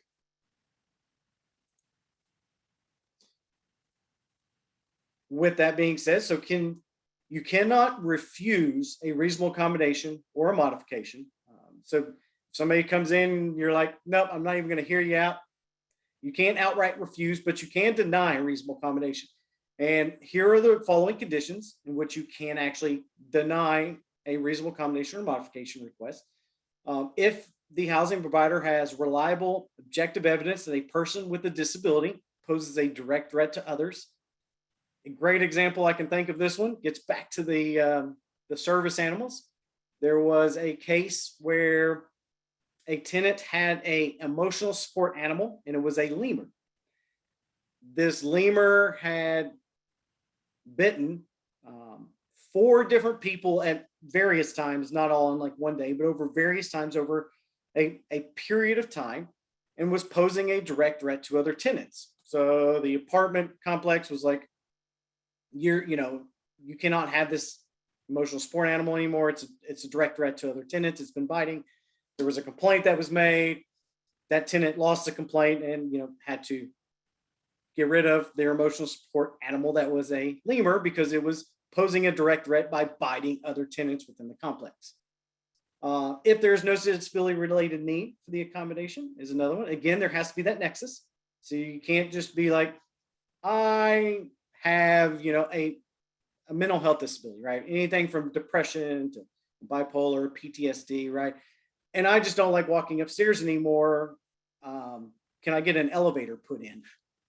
There needs to be a causation between the two. So if there's not a disability related need for the accommodation, you can deny a request.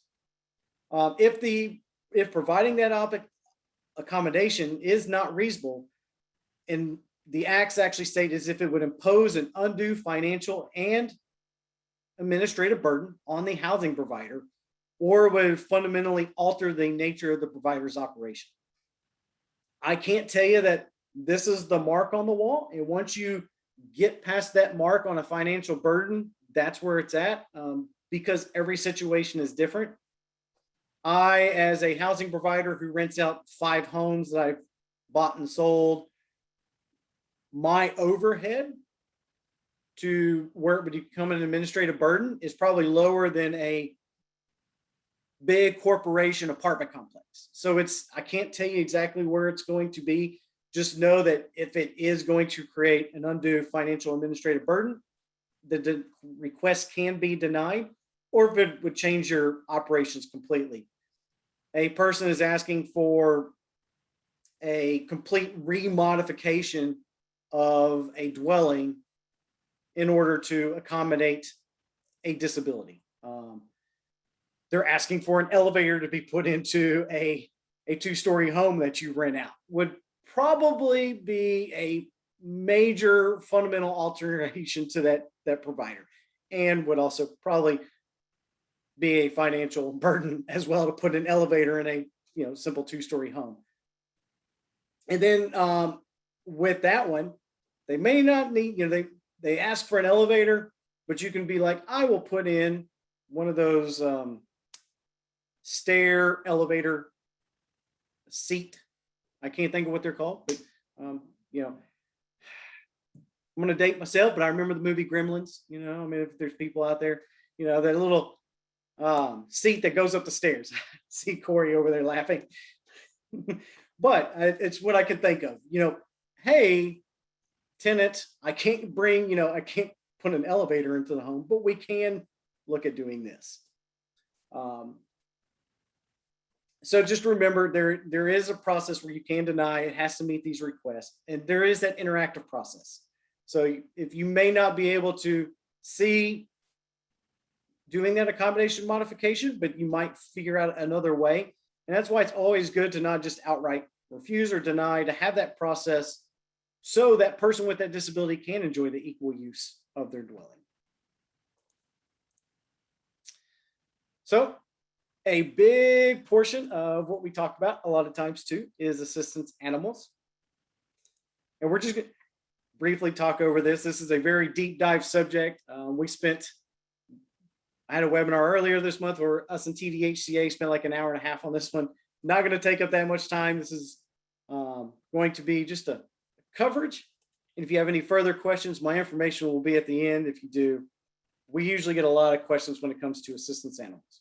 So what is an assistant animal? So the ADA covers service dogs in the areas of public accommodations. Areas of public accommodations are where business is conducted. So when you think of that in housing, if you were living in an apartment complex, the office, manager's office, where you would go in and pay your rent, right? All that is a public accommodation area that would be covered by ADA. The Fair Housing Act covers the sale or rental of housing and the modifications and the accommodations you must make. So that is where like the emotional support animals fall into. So remember, assistance animals are not pets. They are animals that do work. They perform a task. They assist and or provide therapeutic emotional support to individuals with disabilities. So ADA covers public accommodation areas, and the Fair Housing Act covers within inside a home or a dwelling. But you could have a little bit of a crossover there just because, like I said, in an apartment complex, you do actually have both. Where if I'm renting out a home, I only have the Fair Housing Act. So assistance animals is the broad topic. And within inside the broad topic, we have two subcategories. We have service animals. So service animals is specifically means dog. It doesn't mean service animals cannot be cats, cannot be lemurs, cannot be crocodiles, ostriches, emus, none of that. A service animal is a dog that is individually trained to do work or perform tasks for the benefit of an individual. The picture, you have a guide dog. That is a service animal, a guide dog. They are specifically trained to do, a task for an individual. So you have service animals, and then the most common that we see within the fair housing spectrum that we tend to get a lot of questions and issues about is the emotional support animals. So an emotional support animal is an animal that provides emotional support to a person with a disability. They could be trained, they cannot be trained. They could do a specific task, or they could just be there to provide that emotional support. Typically, what we do see, the animals are, your household breeds, your dogs, your cats, small birds, rabbits, hamsters, gerbils, other small domesticated animals that is traditionally kept in the home for pleasure rather than commercial purposes. This is generally what we see as an emotional support animal. There was somebody in Florida that was trying to claim an alligator, crocodile, one of the two that they have down there as the emotional support animal. That example earlier, there was a person with a lemur. There are some that have the more odd, non-common animals. And you can get documentation if there are those non-traditional household breeds on why that person needs to have a specific type of animal from a healthcare provider, if that comes to it. But traditionally, this is what we see. So you have the service animals and the emotional support animals. When it comes to asking for documentation as a housing provider, and you need documentation, right? There are websites out there that do sell certifications, they sell registrations and licensing. You get the cool little vest that, people can put the Velcro patches on. You could do a little interview, pay a fee. There's all these kind of places out there on the internet. But under the Fair Housing Act, as you see, a housing provider may request reliable documentation when an individual requests a reasonable accommodation and has a disability and disability related need. Remember, again, there's the nexus between the two that has to be shown. A reliable form of documentation is a note from a person's healthcare professional that confirms a person's disability and that disability related need. It could also be somebody that has intimate knowledge of the situation. And I say that just because you can have a caseworker, case manager, who is not a healthcare provider, but they are a case manager. They know that person's medical history. They help set them up with appointments. They know the doctors, and they can provide a note that states that this person has PTSD and needs this emotional support cat. And the documentation that just says that is sufficient. So you can't get documentation that, lists out a patient's whole medical history and how they got their PTSD and everything else like that. But simple documentation does confirm that there is a nexus and there is a disability and a disability related need. It's the documentation. Typically, the best place to get it is a healthcare provider or somebody that has detailed, intimate knowledge. You know, it's not a best friend that provides documentation like, oh yeah, you know, like I saw that, yeah, he gets depressed from time to time and he needs his dog turn from a pet into an emotional support animal. And I say all that, Joe, something that I've seen, and I have to be remiss saying it's one of my favorite things when I come to this, and is if you're a housing provider and you were looking into this and you're not sure what to do, just remember sometimes, is the juice worth the squeeze? And I say that, and if you've never heard the term before, think if you got orange juice, do you want to just go buy some orange juice or do you want to squeeze your own? You know, there's a little bit more work in squeezing your own. And the reason I say that is sometimes if you as a housing provider don't accept documentation, don't think that documentation is going to be good, the person could file a complaint against you. And then next thing you know, you're going through the whole complaint process, which, you know, could last for a while. You can conciliate or mediate and everything will be closed, but do you really want to go into possible all that litigation and hiring lawyers just because you don't want to accept this documentation is valid from a tenant? So, and I can't tell you, you know, if you're a housing provider, where you want to draw the line in the sand, but just know, you know, as long as you have good rules, policies, practices, and procedures that are nested within the Texas Fair Housing Act, it comes out of Texas Property Code, Chapter 301, if you're interested. And also, you know, afterwards, when you see my email, and if you have additional questions about this, you can send me an email. I can send you some documentation that kind of gives you a good flow chart by asking general questions, yes or no questions, on to help you make that decision and what documentation to get. Yeah, I didn't want to spend a lot of time, but there's a good general overview, and please get with me afterwards if you have more additional questions. Again, with every law, rule, policy, procedure, and regulation, there's always some exemptions. I'm going to briefly go over those real quick. So the first exemption when it comes to it is if the owner has 3 or more properties of single family homes at one time. So it's the 3 or less properties. They are exempt from the Fair Housing Act. So I have to rent out 3 or more properties or own interest or on that behalf to title, all that other stuff. But more than 3 single family homes at one time. So there's an exemption. If I, as a property manager, I have 2 homes out there, I can basically, be like, no, I don't want you. No, I don't want you for whatever reason I want, because I am exempt from the fair housing laws. So I can kind of pick and choose who I want as my tenants, unless you use a brokerage service or you advertise, which means if you put your homes on Zillow or realtor.com or apartments.com or any of those services where you advertise, then you lose the exemption, because now you have kind of crossed that line, because now you have published potentially discriminatory statements like, I only want single people to live in my home, no children allowed. Now, if I just said that verbally, right, that's fine. Said, okay, yeah, you have kids, I don't want you living in my house, and I only was renting out 2, right? But if I put that into Zillow.com for my rental property, then I've crossed the line into discriminatory statements in advertising. So then that exemption would basically go away. You also have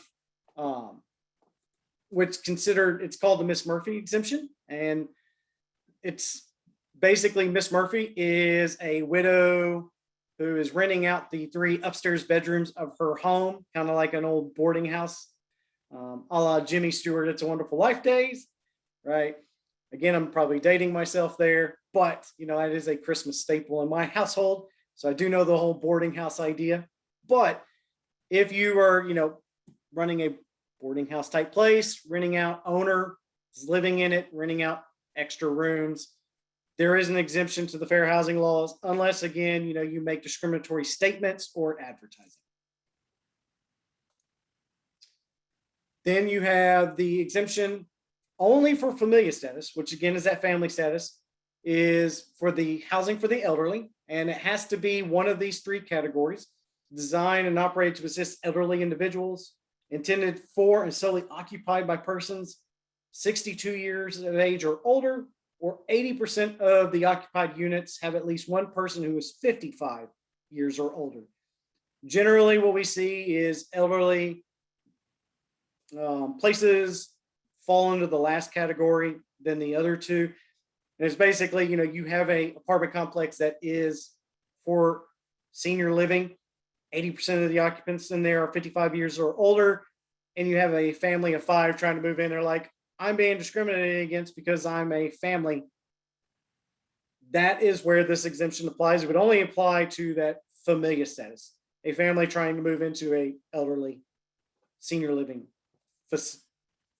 facility, or even a complex housing development. I have seen some housing developments that are 80% occupied by those 55 years or older.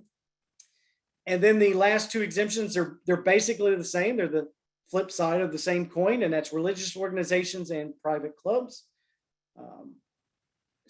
And these are places that are owned by religious organizations or private clubs that are not commercial properties. They're not open to the public, right? It's only for members of their church, their religious organization, or their private organization, right?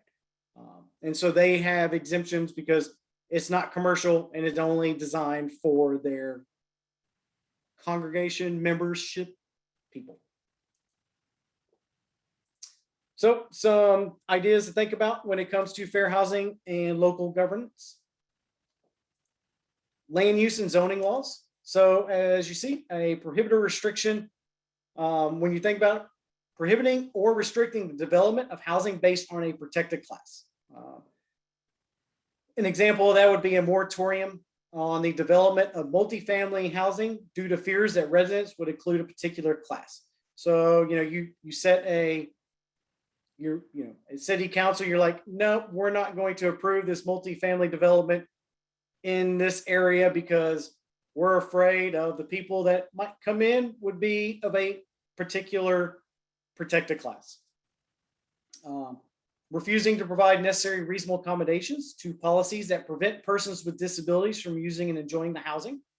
So again, a good example of this is denying a request to modify a setback requirement so accessible sidewalks or ramps can be provided for one or more persons with mobility disabilities. So again, you're creating, as a local government, you are creating rules and policies that would have a disparate impact on a protected class.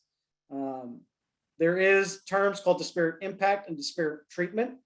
And when you set rules that would affect a broad class of a particular protected class, then you have a disparate impact or disparate treatment, where a lot of times we see one-on-one. But as a city governance, these are some issues that you could look out for. Just at the end of last year, HUD filed charges against the city of Arlington due to their council approving senior living facilities over working class developments. They were providing the tax credits because they work on some credit program, and they were providing the credits because the city council specifically stated that they did not want families with children in that area, and senior living was more preferable.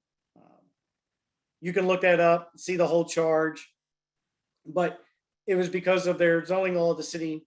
It was not only just because of what they were providing credits to specific housing developments or projects for elderly living over multifamily dwellings, but also their statements where they were basically discriminating against the familiar status, people with families and children. And then last but not least, not waiving an ordinance that limits the number of unrelated persons in a single family home as a reasonable accommodation. right? That could affect, certain protected classes by limiting the number of people per rooms.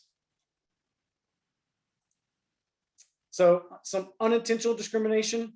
A zoning practice may result in a discriminatory effect. Remember that whole disparate impact, disparate treatment, if it causes or predictably will cause a disparate impact on a protected class, or creates, increases, reinforces, or perpetuates segregated housing patterns. So when you're looking at your laws, just make sure, your zoning requirements, anything projects you might want to approve that have to do with housing, that you're not setting it up to where it would have a disparate impact on any of the protected classes. And that goes, from race, religion, familial status, disability, right? That you could have an unintentional discriminatory effect by providing tax credits or, approving a project that is going to give, I lost my train of thought, but would have a disparate impact or a disparate treatment on a protected class, where those of a maybe lower class population would not be able to live or afford places because you've approved a project that is discriminatory to them. Oh, there we go. So that brings me to the end of my presentation. I appreciate your time today. These, if you have any training or technical assistance, you can email me at the email address listed there, crd@twc.state.tx.us. I do provide fair housing training to the general public. It is free fair housing training. We do that twice a month. You can email us. I will send you the registration link. We do 2 webinars a month. We go over an overview, and we do a reasonable accommodations, modifications, and service animal deep dive. They said that's once a month. It's free. Come out, hang out. If you have specific issues, if you would like us to talk about, just about a month ago, I did a whole exemption brief for the city of El Paso. So please hit us up if you have any questions. We provide technical assistance. We can't give you legal advice if we start crossing into, legal agreements and tenant agreements. I can't provide legal assistance because I'm not a lawyer, but I can tell you what Texas Property Code 301 states all day long and help you maybe interpret that a little bit. Pending any questions? Thank you so much, Mr. Riddle. That's a fantastic overview. And we actually have another speaker coming right up who will be talking about sort of similar topics. So I think we're going to combine question and answer for the 2 of you. And we'll move right in to introduce Danielle Bustamante, who is the Executive Director of the Greater Houston Fair Housing Center. And so if you're able to take over sharing the screen, Mr. Bustamante. Yes, and I'm going to make some comments before I bring in my screen. Oh, perfect. And my name is Daniel Bustamante. I'm the Executive Director of the Greater Houston Fair Housing Center. We're a nonprofit organization. We're not government. And we're advocates for people that make fair housing complaints with us. And this is Fair Housing Month. And I wanted to start off by recognizing the adoption of the act, which happened in April of 1968, 53 years ago, which is a very turbulent period in our society. It's part of the Civil Rights Act of 1964. The Federal Fair Housing Act came about as a result of efforts by Dr. Martin Luther King to integrate housing in Chicago. And there was quite a struggle during the 60s, as we all can recall. So the Fair Housing Act is a direct product and a result of all that effort during that time. The Greater Houston Fair Housing Center has a mission of the elimination of housing discrimination and the provision of equal housing opportunities to all people. We offer our services in English and in Spanish. We're free, and we don't charge for anything that we do. We work closely with our partners at HUD, at Texas Workforce Commission, and other fair housing administrative programs. Under the Federal Fair Housing Act, all housing in the country is covered, no matter where you live. And it does not matter if you're a citizen or not a citizen. Anybody who's physically present in the United States of America is protected by its laws. And Fair Housing Act applies to everybody. And it covers all housing. It also covers transactions and rental sales, financing, insurance, appraisals, Anything having to do with housing is potentially falls under the act. And the protected classes, as Jeff mentioned, are race, color, religion, national origin, sex, familial status, and disability. The last two items, familial status and disability, were added to the law in 1988 by President Reagan. And familial status, of course, was covered earlier. And I just want to mention that it covers pregnant women who do not have a child. They can be by themselves, or they're covered by that. And disability. And I know the focus today is disability. So we're going to focus on disability today. And I have some comments to make before I enter into my PowerPoint. But the Fair Housing Act is out there, and it's a living document. It's been in the courts, and there's a lot of stuff happening with it. In the presentation I'm going to show in a minute, I'm going to talk about other federal laws that apply. And I'm going to get into that when I start that presentation. But under the Federal Fair Housing Act, with a reasonable accommodations for people with disabilities, as you heard an excellent presentation by Jeff, those are the way that it works. But the bottom line, ladies and gentlemen, is that awareness has to be out there in our communities about fair housing protections, particularly with communities with disability. Because if there is no awareness, there will be no seeking of relief and of help. And in terms of who enforces the Federal Fair Housing Act and the Texas Fair Housing Act, the Texas Fair Housing Act is considered substantially equivalent to the Federal Fair Housing Act. So it has its own Fair Housing Administrative Program. In the city of Houston, where we operate, and in the metro area of the Galveston, Houston metro area, there are no Fair Housing Administrative Programs. Nobody in either the city of Houston or any other jurisdiction currently has a certified substantially equivalent ordinance that qualifies as a Fair Housing Administrative Program. So the Greater Houston Fair Housing Center, we're a small staff, and we try our best to do, and the COVID pandemic has really challenged everything that we're doing. And so, but our website, houstonfairhousing.org, I'm going to say it at this point, it's houstonfairhousing.org, so you can remember later to go to the website and see what we're talking about. But what I wanted to do today, because I knew that we were going to have duplicate presentations if I stuck to my typical fair housing presentation. So I want to show a PowerPoint that I've used historically. Not everything applies, and not everybody gets federal funds, but I think the content that I'm going to discuss is critically important because it's something that we should all be aware of. So I'm going to start sharing that screen.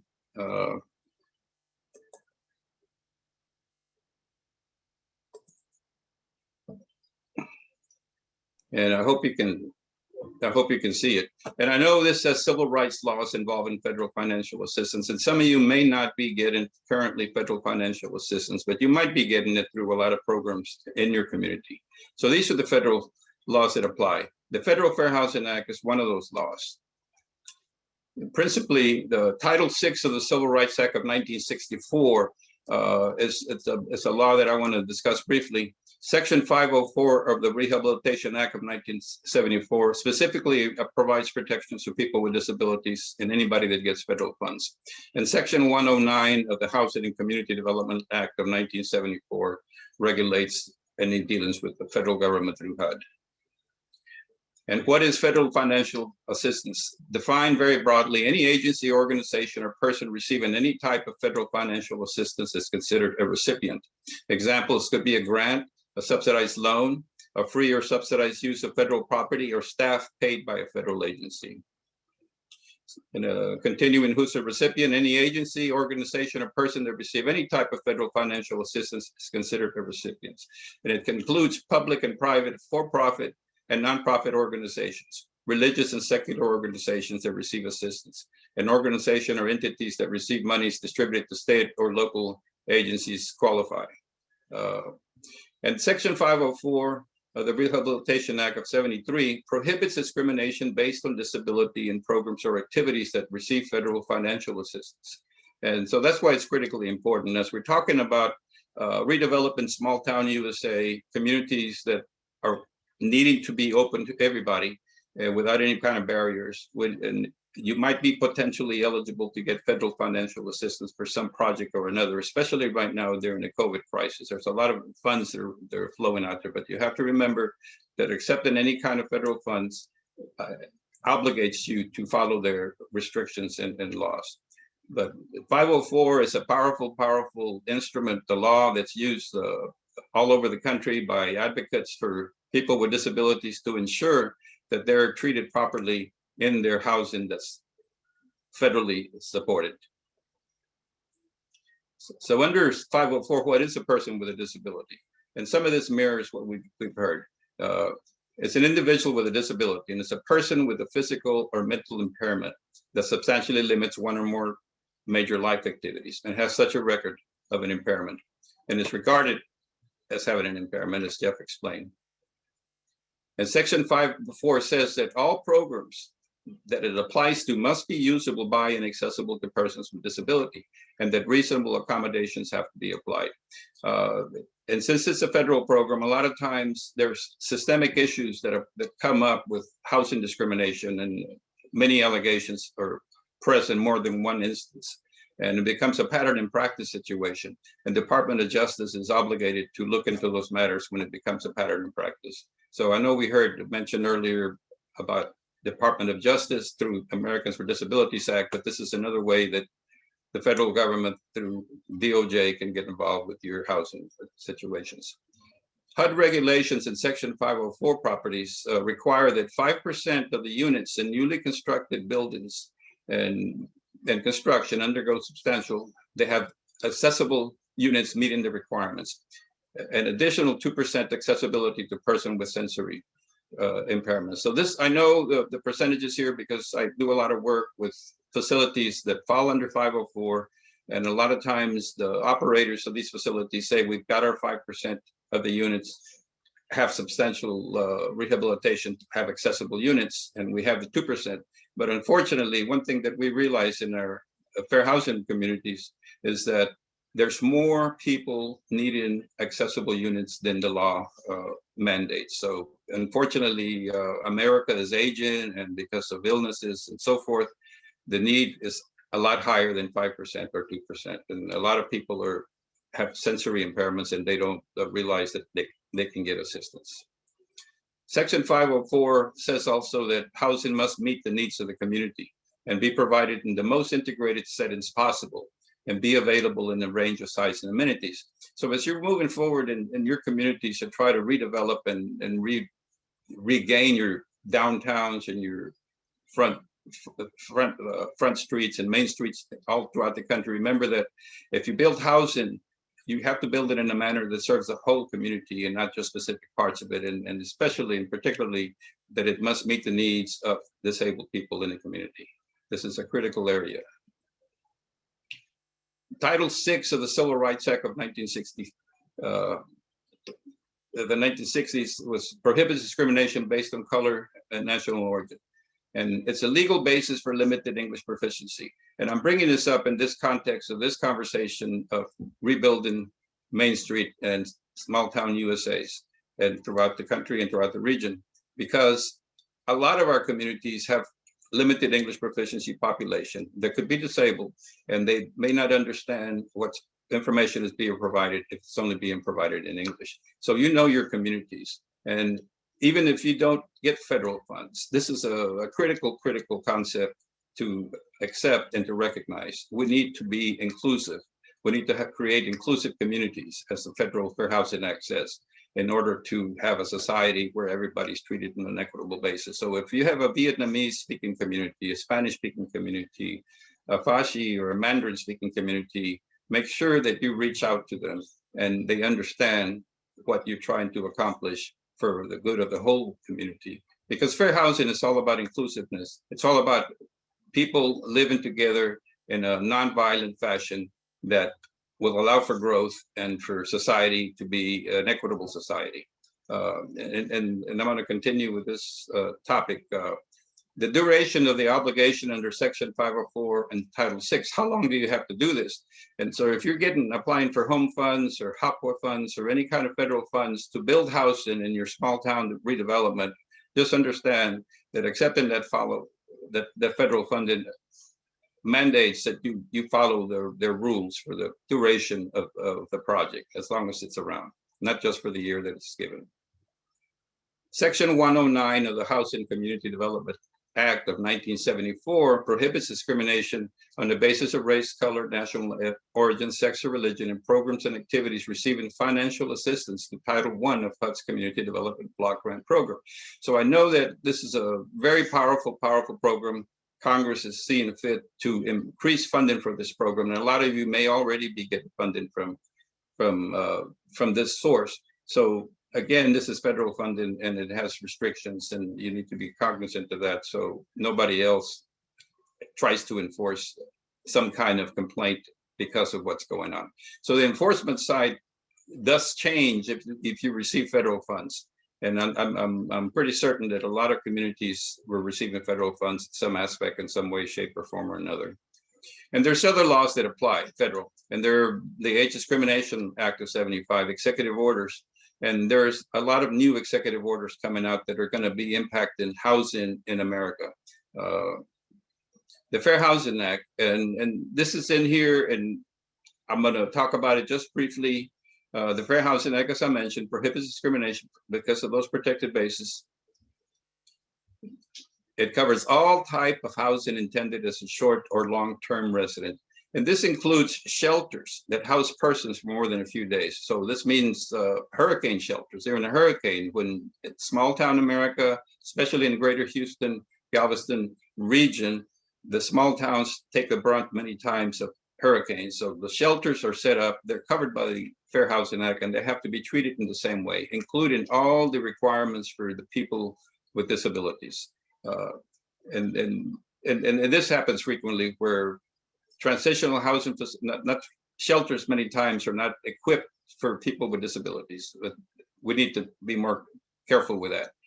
Transitional housing, nursing homes, and manufactured housing is covered. And it requires the following in covered multifamily dwellings. And this is a safe harbor for everybody. There should be an accessible public and common use areas all throughout the properties. There should be an accessible route into and through the unit from the front door all the way out the back door if there is one. And doors that are wide enough for wheelchairs. And there's 32 inches, it's the requirement right now, but the doors in all of the units have to be accessible. There have to be usable doors, usable kitchen and bathrooms that allow a person using a wheelchair to maneuver on the facility, and other adaptable features, environmental controls, switches, any kind of controls that cannot be reached by somebody in a wheelchair unless they're at a certain height. And these are common sense requirements. And if we start thinking about what people with disabilities have to go through, if they're blind or they can't hear, or they can't walk, it makes it impossible to communicate with your family in a personal manner, or your friends, that you can't get in the door. So it's imperative that we do something about the barriers in our country and in our community, and all the barriers that are out there for people with disabilities, not just on the sidewalks and not just on the corners, but also in the housing. I cannot tell you how many times I have spoken with people with disabilities in the city of Houston who tell me Metro put up a great bus route in our area, but we can't access it because the streets are all torn up and the sidewalks leading up to it are not handicap accessible. They're not good for us. And I see people all the time in wheelchairs or walkers standing waiting for a bus in a spot that doesn't have a safe environment. And this is critical. And this is a big city. So in your smaller communities, I hope that you're not going through this.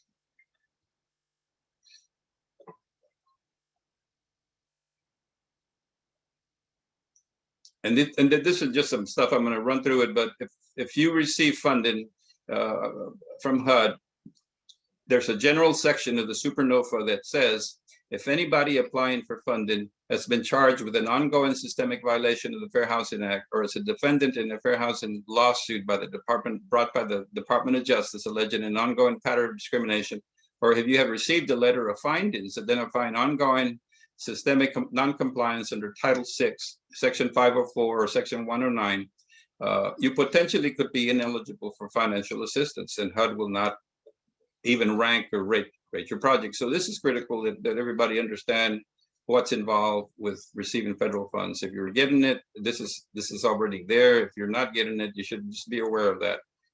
There's requirements, and they will enforce the law as it's applied. And this topic here, affirmatively further and fair housing, I was going to bring it up simply because under the last administration, it was basically shelved. It was taken away.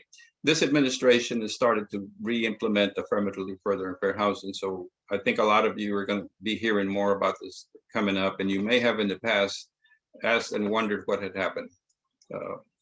And under the Federal Fair Housing Act, the section 808 says that that administer the programs and activities relating to housing and urban development in a manner affirmatively to further the policies of this chapter. So HUD's mandate is to do their process in an affirmative manner that furthers the policies of the chapter. And the affirmatively further and fair housing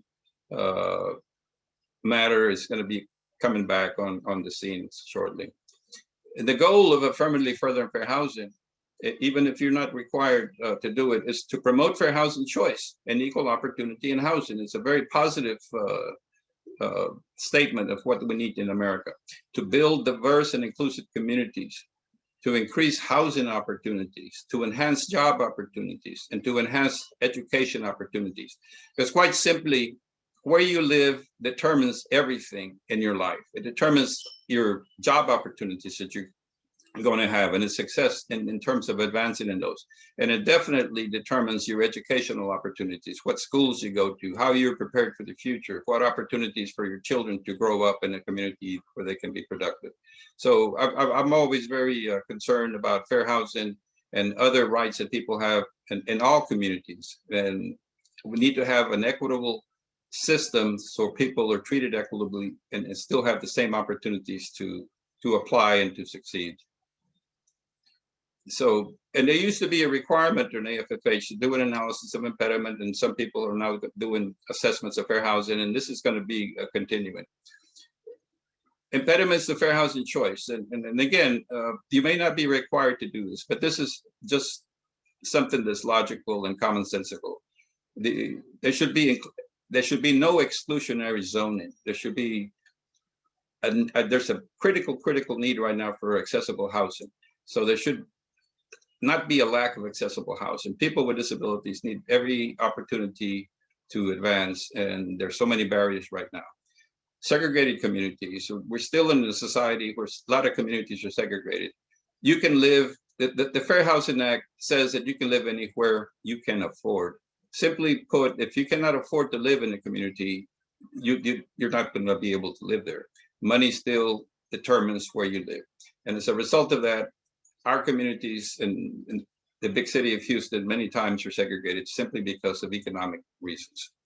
Racial profiling are impediments to any kind of fair housing choice. We should not ever profile people and exclude them from participation because of the race. There's a lack of services in many communities, water, sewage, transportation, etc. I know a lot of the smaller communities are challenged with public transportation or don't have it. But this is always very difficult to deal with. It takes a lot of resources. And many communities have no fair housing services or testing for housing discrimination. And this is something that our office provides. We do testing to determine if discrimination is occurring in a particular property.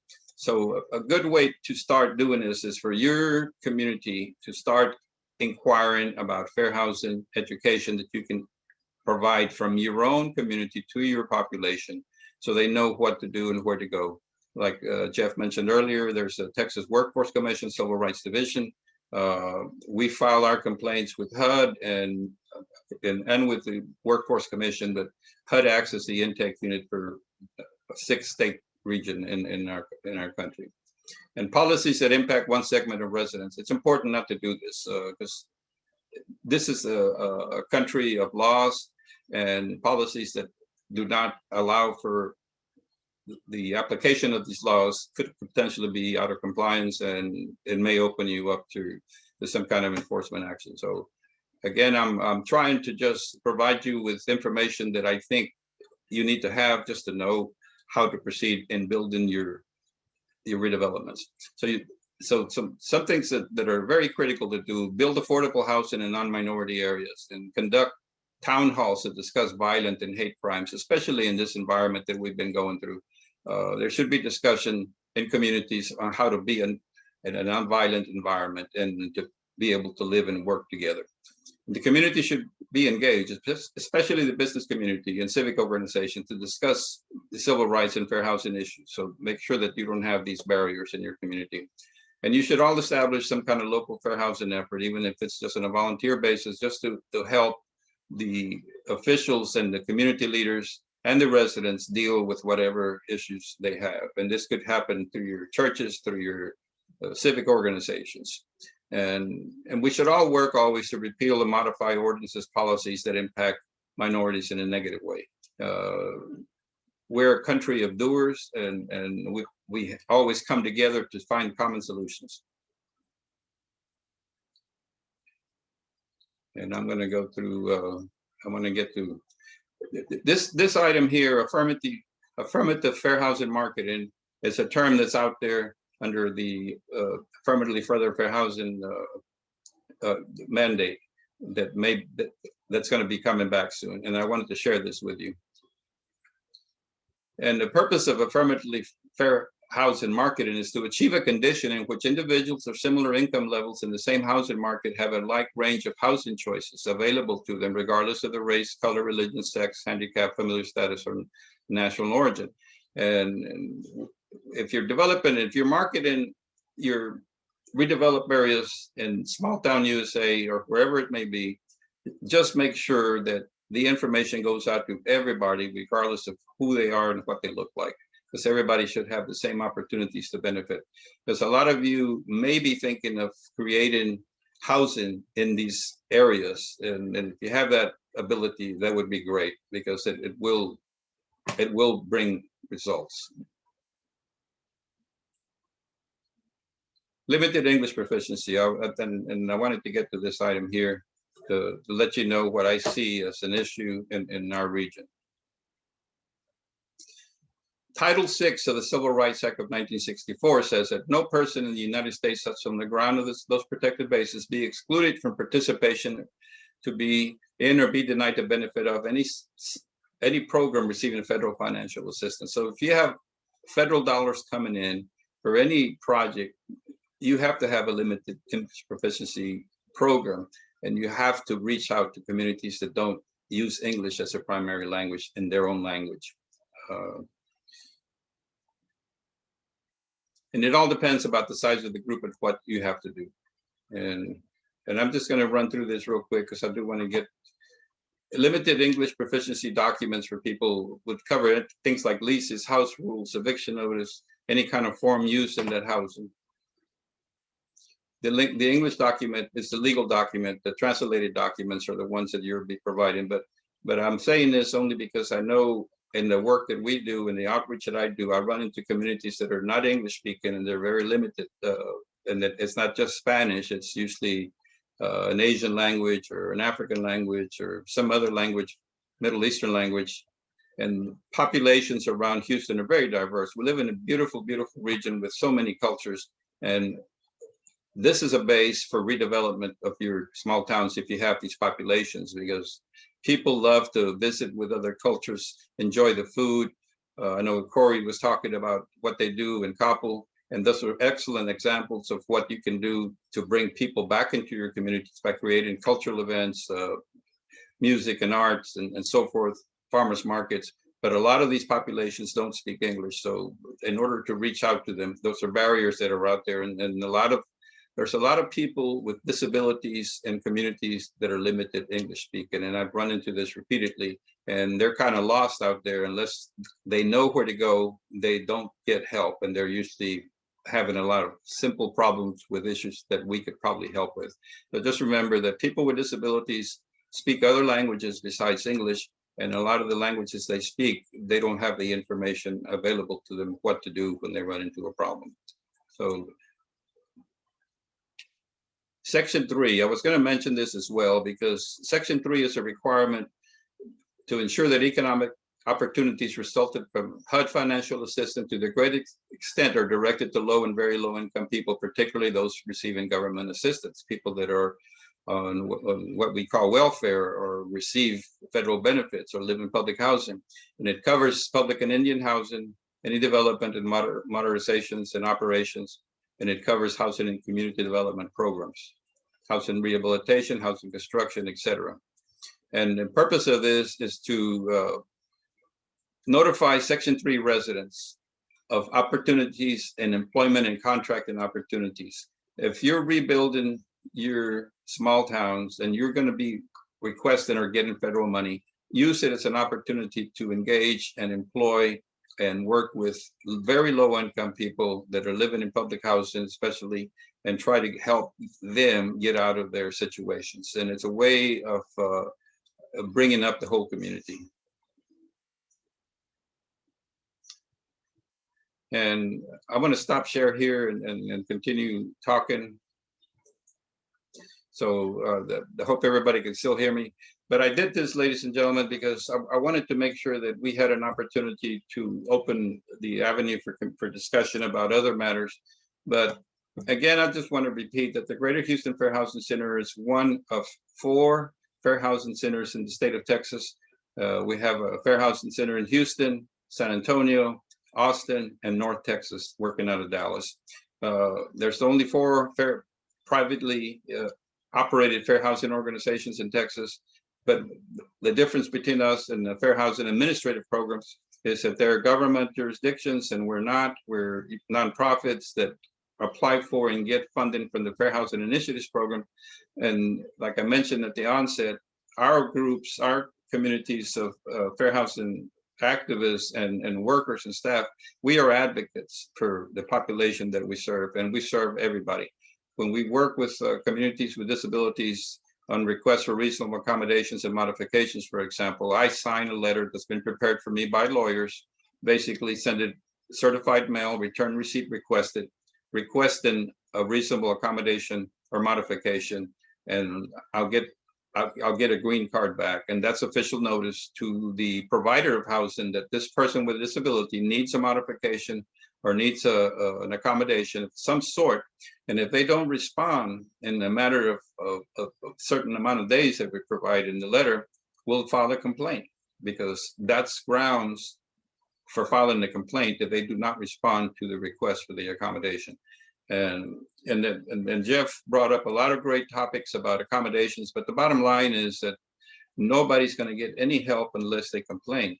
And if they don't complain, they may go unheard.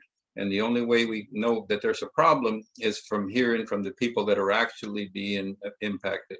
Many times we'll get calls from people on behalf of another person, but we need to hear from the actual person unless the disability prevents them from actually communicating with us. A while back, a number of years back, we did a program where we were testing housing providers for the treatment that they were providing for deaf and hard of hearing. And it was just an incredible result that came out of that testing protocol. People literally hung up on people that were deaf when they called. They literally hung up on the translator service when they called. And these were major apartment providers in our community, and small ones as well.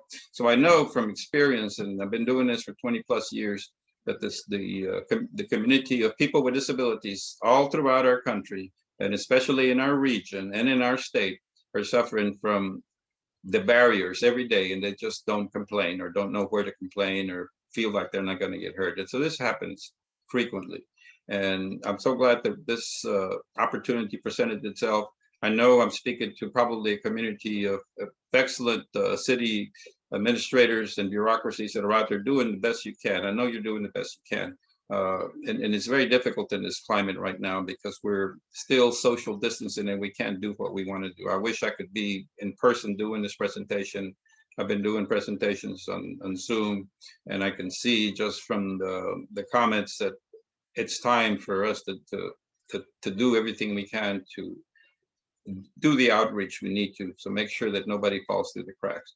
And I think at this point, Sarah, I'm going to just pause so we can start maybe taking some questions. But the Greater Houston Fair Housing Center, and I don't have that slide to present to you, but HoustonFairHousing.org is our website, and I would encourage anybody listening or anybody that has a customer for us, a client potential, to direct them to that website. You can go to HUD.gov, to the Civil Rights Division page, and make complaints there as well. If a fair housing center receives a complaint, we'll advocate for you, and we'll work. We know the staffs at HUD and at the Workforce Commission, and we're peers, we're colleagues, and we try the best we can to make it as easy as possible for people to come to us. But again, it's Fair Housing Month, and it's going to be over with this week. And we just wanted to be able to join you in this conversation. And I look forward to physically being able to come to your organizations and to your communities and provide whatever help we can from our community. So Sarah, I'm going to turn it over back to you. Thank you so much, Mr. Bustamante. Fantastic presentation, such a depth of knowledge. And I'll open it up to questions for both Mr. Riddle and Mr. Bustamante. I know we had one in the chat already. If Wendy, are you able to see? Yes. If a resident or tenant files a complaint about an issue they're having with their landlord, does the city or county ever get pulled into litigation, or is it just the landlord? If a complaint, you're talking about a complaint filed already? The question reads, if a resident or tenant files a complaint about an issue they're having with their landlord, does the city or county ever get pulled into litigation, or is it just the landlord?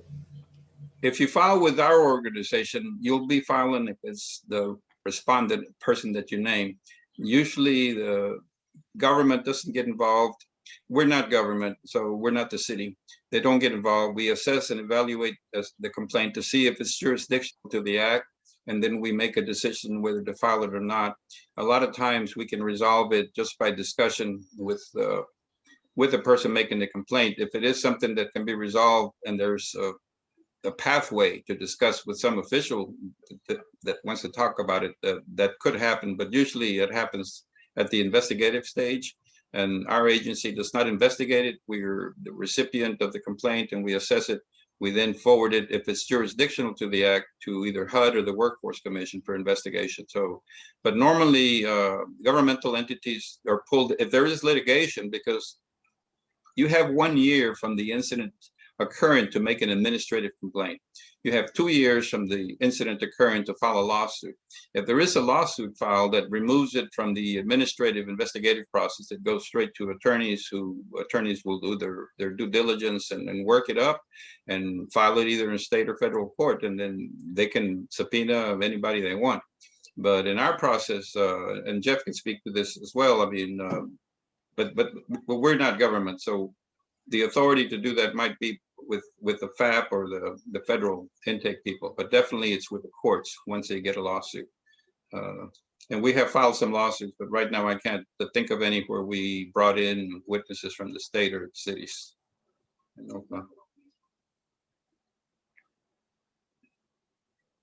Anything to add, Jeff? Or is... Oh, you're yeah. No, Great. Daniel, Mr. Burstwine hit it on the head. Counties and cities are not going to get pulled into a complaint unless the complaint is actually on a city or county due to, a law, ordinance, policy that would potentially have a disparate impact or treatment. And Sarah, if I could interject there too, I mean, Jeff, I'm sorry I didn't say that, but he nailed it too. I mean, cities, states, agencies, government can be filed against for not doing what they're supposed to do. And so it's a big deal. It's a big deal. When I heard earlier about ADA coming up and DOJ getting involved, the housing unit at DOJ it's a big unit. They've been kind of not as active as they used to be, but they're there. And Corey nailed it too, Corey, when you said that if the red flag goes up, they might show up and start asking questions, because they're aggressively, all the federal entities aggressively trying to further fair housing right now. They're all doing everything they can. So it's going to be a very interesting year. Great. Well, I don't see any more questions in the chat. So with that, we have about 10 minutes left, and we're going to introduce our last presentation. Just a quick announcement from a program administrator at the Houston-Galveston Area Council, Mallory Freitag. She'll be giving us an overview of the Aging and Disability Resource Center. Sure. Well, thank you everybody for presenting. I know I learned a lot today, and thank you, Sarah. Sarah and her team allowed me to give, since we're talking about fair housing, to give a brief overview of the Houston-Galveston Aging and Disability Resource Center. We're somewhat new to holding the grant. We started September 2019 as serving at the Houston-Galveston Area Council as the Aging and Disability Resource Center for the 12 counties that surround Harris County.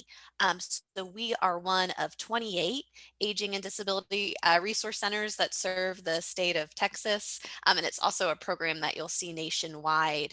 And most of our services really are providing direct assistance to older adults, to individuals living with disability, to family caregivers.